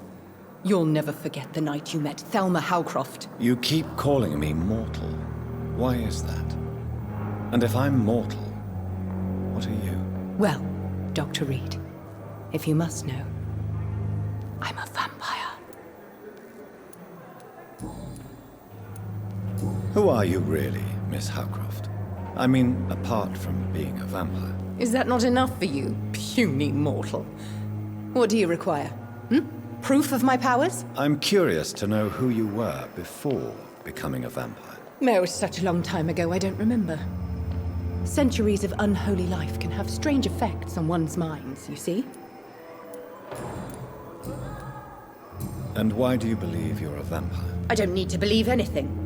It is what I am. It is what I feel within this hollow shell of flesh. Please, describe to me how you feel. What is it like to be a vampire? I can hear my body crumble from the inside as my flesh cracks and fades. I sense the last pulse of postulant blood within my drying veins. I need new blood. I see. Have you ever heard of Cotard syndrome, Miss Howcroft? Never. It's a mental illness discovered by a French neurologist named Jules Cotard. The affected patients are delusional. They believe that they are putrefying, that they are dead, a ghost or a ghoul, or in your case, a vampire. Delusional, you say? Oh, sad and petty mortal. You can't even begin to understand the concept of immortality. And you think it is I who am delusional. I'm assuming you must be a patient here. Am I right, Miss Howcroft? It's only a cover. To hide from my enemies. I can leave whenever I want. As a woman, a spirit, fog, or bat. Who are these enemies you mentioned? Can you describe them? I cannot say for sure. But I sense their eyes on me from nearby. I feel them watching me every time I visit the garden near the morgue. The staff here are not your enemy. They're here to help you, to care for you. I'm not speaking of the doctors in white. I'm speaking of the men and women who hunt me. For I am a vampire! I see. Don't worry. These people will not find you here. I'll personally make sure they leave you alone. Thank you, mortal. But do not interfere with them, for you are no match for those that hunt me. Do you require my services, Miss Howcroft? I have no need for your medicine, Dr. Reed. Blood is the only drug I need.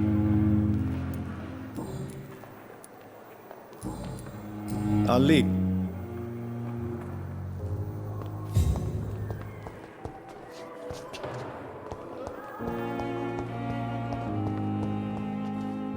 Good evening, sir.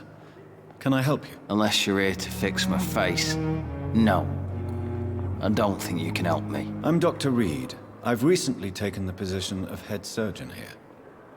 War injuries, am I right? You guessed right, Doctor. German shell took my pretty little mug right off. But they still call me Thomas Elwood. How is your stay with us, Mr. Elwood? Oh, it's bliss. I just escaped death in the trenches to be surrounded again by the moans of the dying. Can I ask you precisely why you're a patient here? It's the pain, sir. The drugs don't work.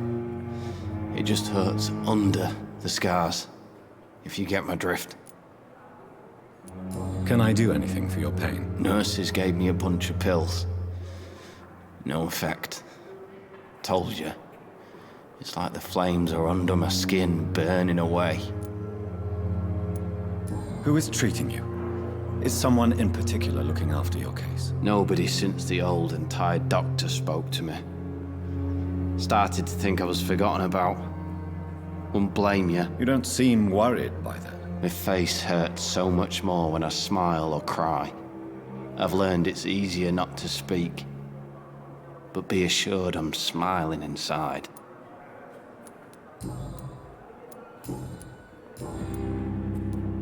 Where were you stationed, sir? Did you serve for long? I really don't want to talk about all this shit. No offense. I was pushing too much. I served in France myself.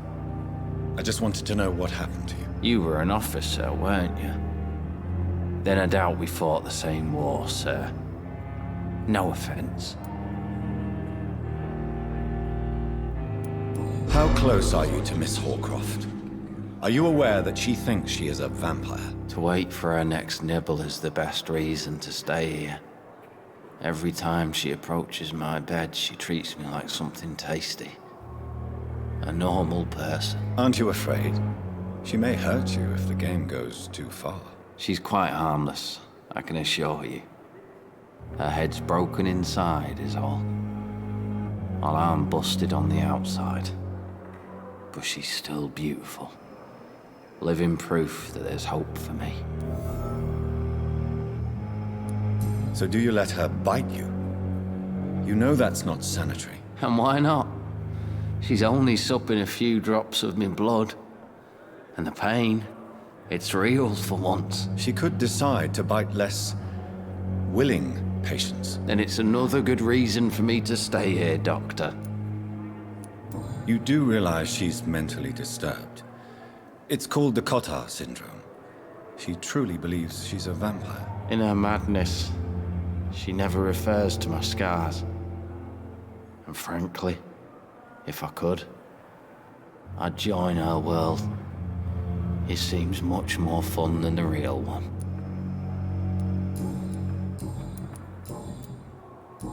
Soldier, do you need assistance? I'm fine. Just do something for this pain, will you? That's all I'm asking. Goodbye for now.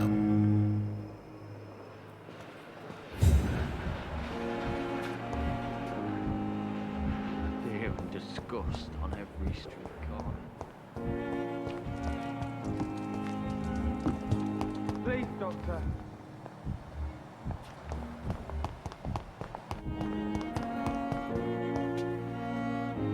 Good evening, Mr. Hampton. How do you feel? Dr. Reed, is it?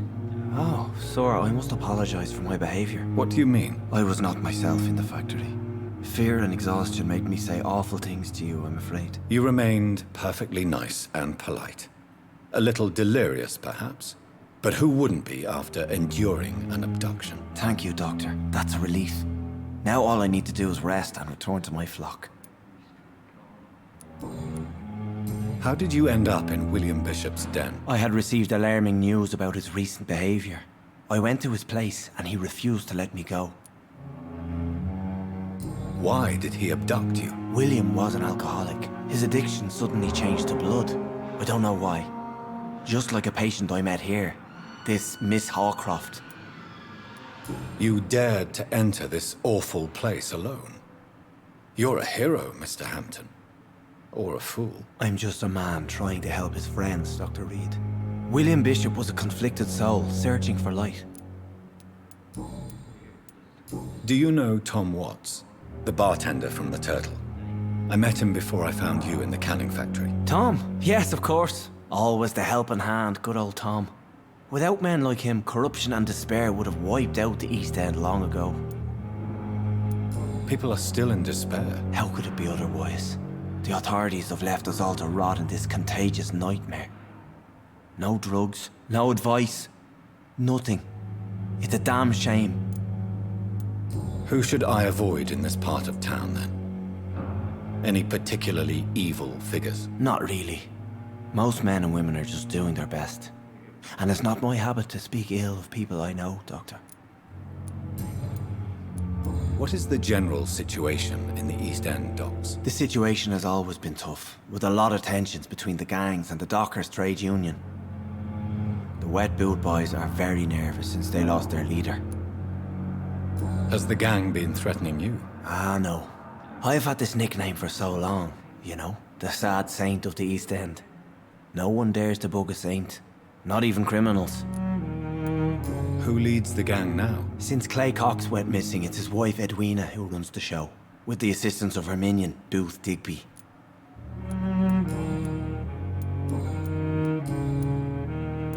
What do you do for a living, Mr. Hampton? I can't help but notice the cross around your neck. I manage a night asylum for the poor and homeless of the docks, and I try to guide the lost and hesitant on the right path to our Lord. Are you a priest, Mr. Hampton? A deacon, maybe? Not at all, Doctor. I'm just a man of faith, willing to preach the good word. Why didn't you use your cross against William Bishop? To repel him somehow? That's a very strange question, Doctor. A cross is no magical token, if that's what you were trying to say. Not mine, anyway. Have you made friends since you arrived? Not really, but I recognize Miss Harriet Jones. I knew her when she lived by the docks. That poor woman had such a miserable life. You never came to see her here at Pembroke? Receiving visits when sick can be an important part of the healing process, you know. We're not just bodies. You're preaching to the converted now, Doctor. To be truly honest, I thought she was dead. She left the docks many months ago. How do you feel, Mr. Hampton? Medically speaking, I mean. I feel exhausted. Beyond exhaustion, actually.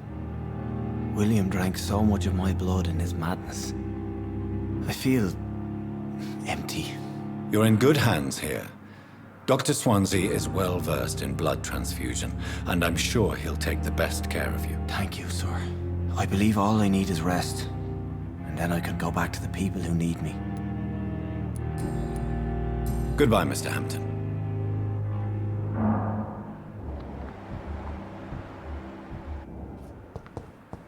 It's locked, all right.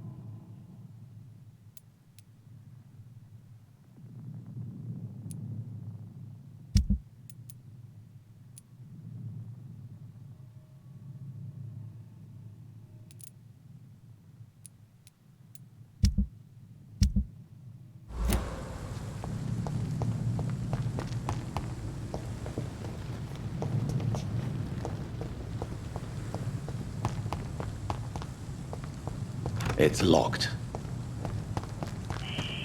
Scowl voices in the garden. I should investigate. If they were to find somebody.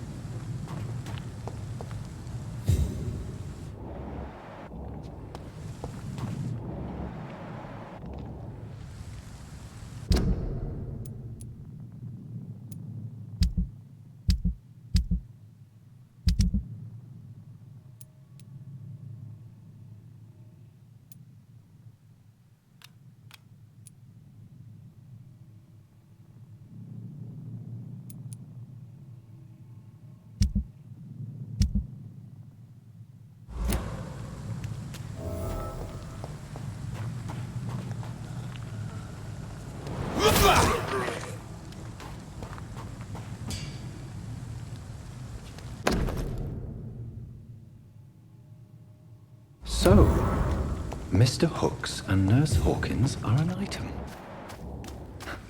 Those two have hidden their affections well.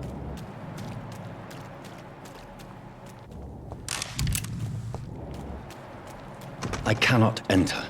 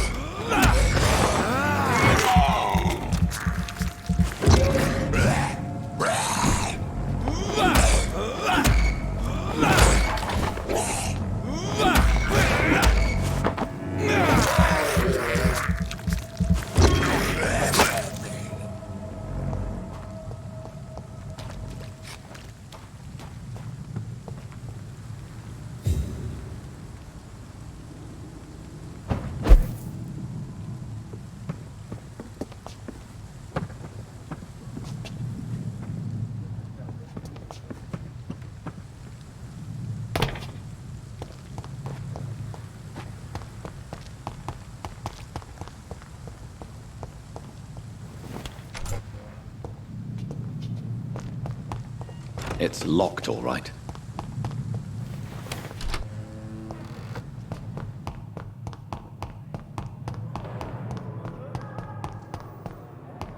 your last thoughts would be, sir.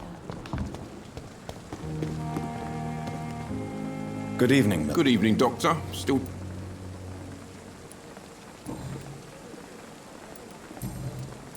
I have some good news, Milton. What? The epidemic's over? I retrieved your wallet with all the money and a certain picture. Well, yeah, Pippa Hawkins is my girl. So what? Is it the difference of skin colour that bothers you? Not at all, Milton. Good. Please, take this money anyway. To remind you to keep your mouth shut. Not everybody is as broad-minded as you, Dr. Reed. I'd like to... Wise choice.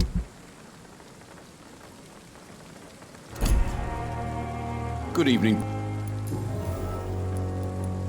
What's going on between you and Nurse Hawkins? Pippa's tired. Tired of all this shit. Tired of all those corpses piling up. She's as depressed as I am.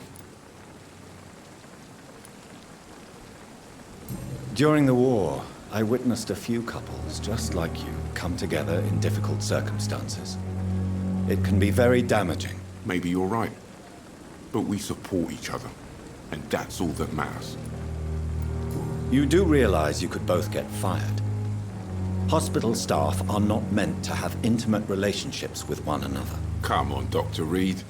Do you know how many rules are broken in this hospital every day just to keep it running? There's nothing wrong with what we're doing. Goodbye, Milton.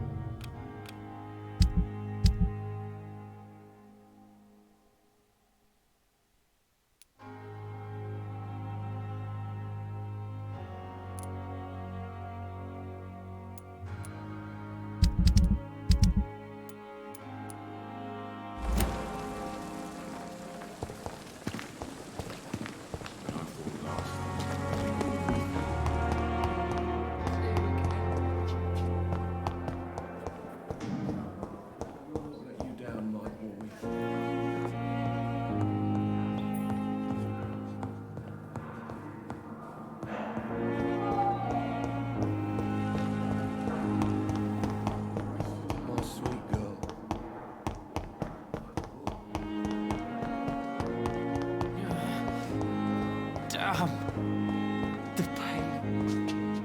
It's here again. I have wasted too much energy for so little.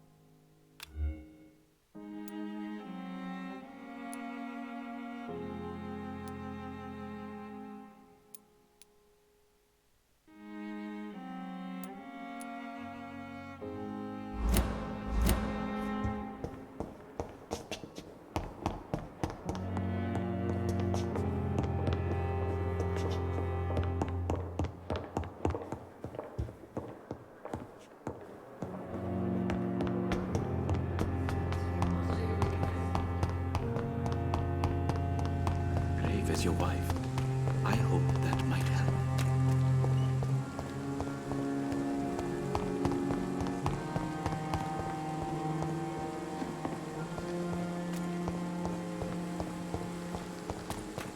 Thelma Howcroft said she was being watched by vampire hunters. Where are they hiding? I should investigate.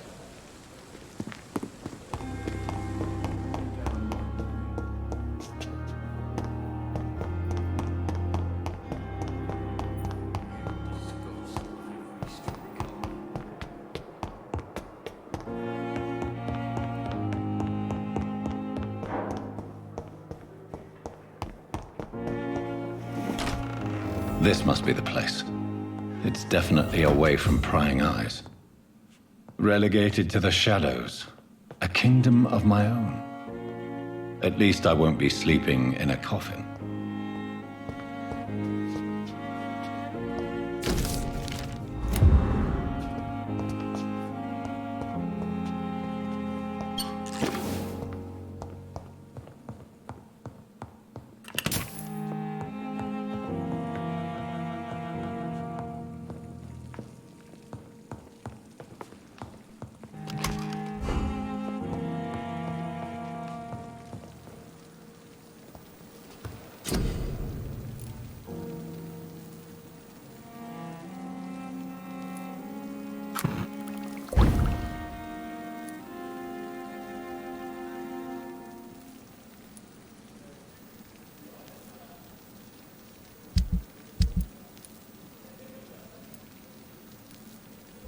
William Bishop's blood is much more unstable than human blood and shows extensive mutation. But this is not what happened to me. I must keep on searching. The sun is about to rise. I can feel it. I'll continue tomorrow night. I have so much time now.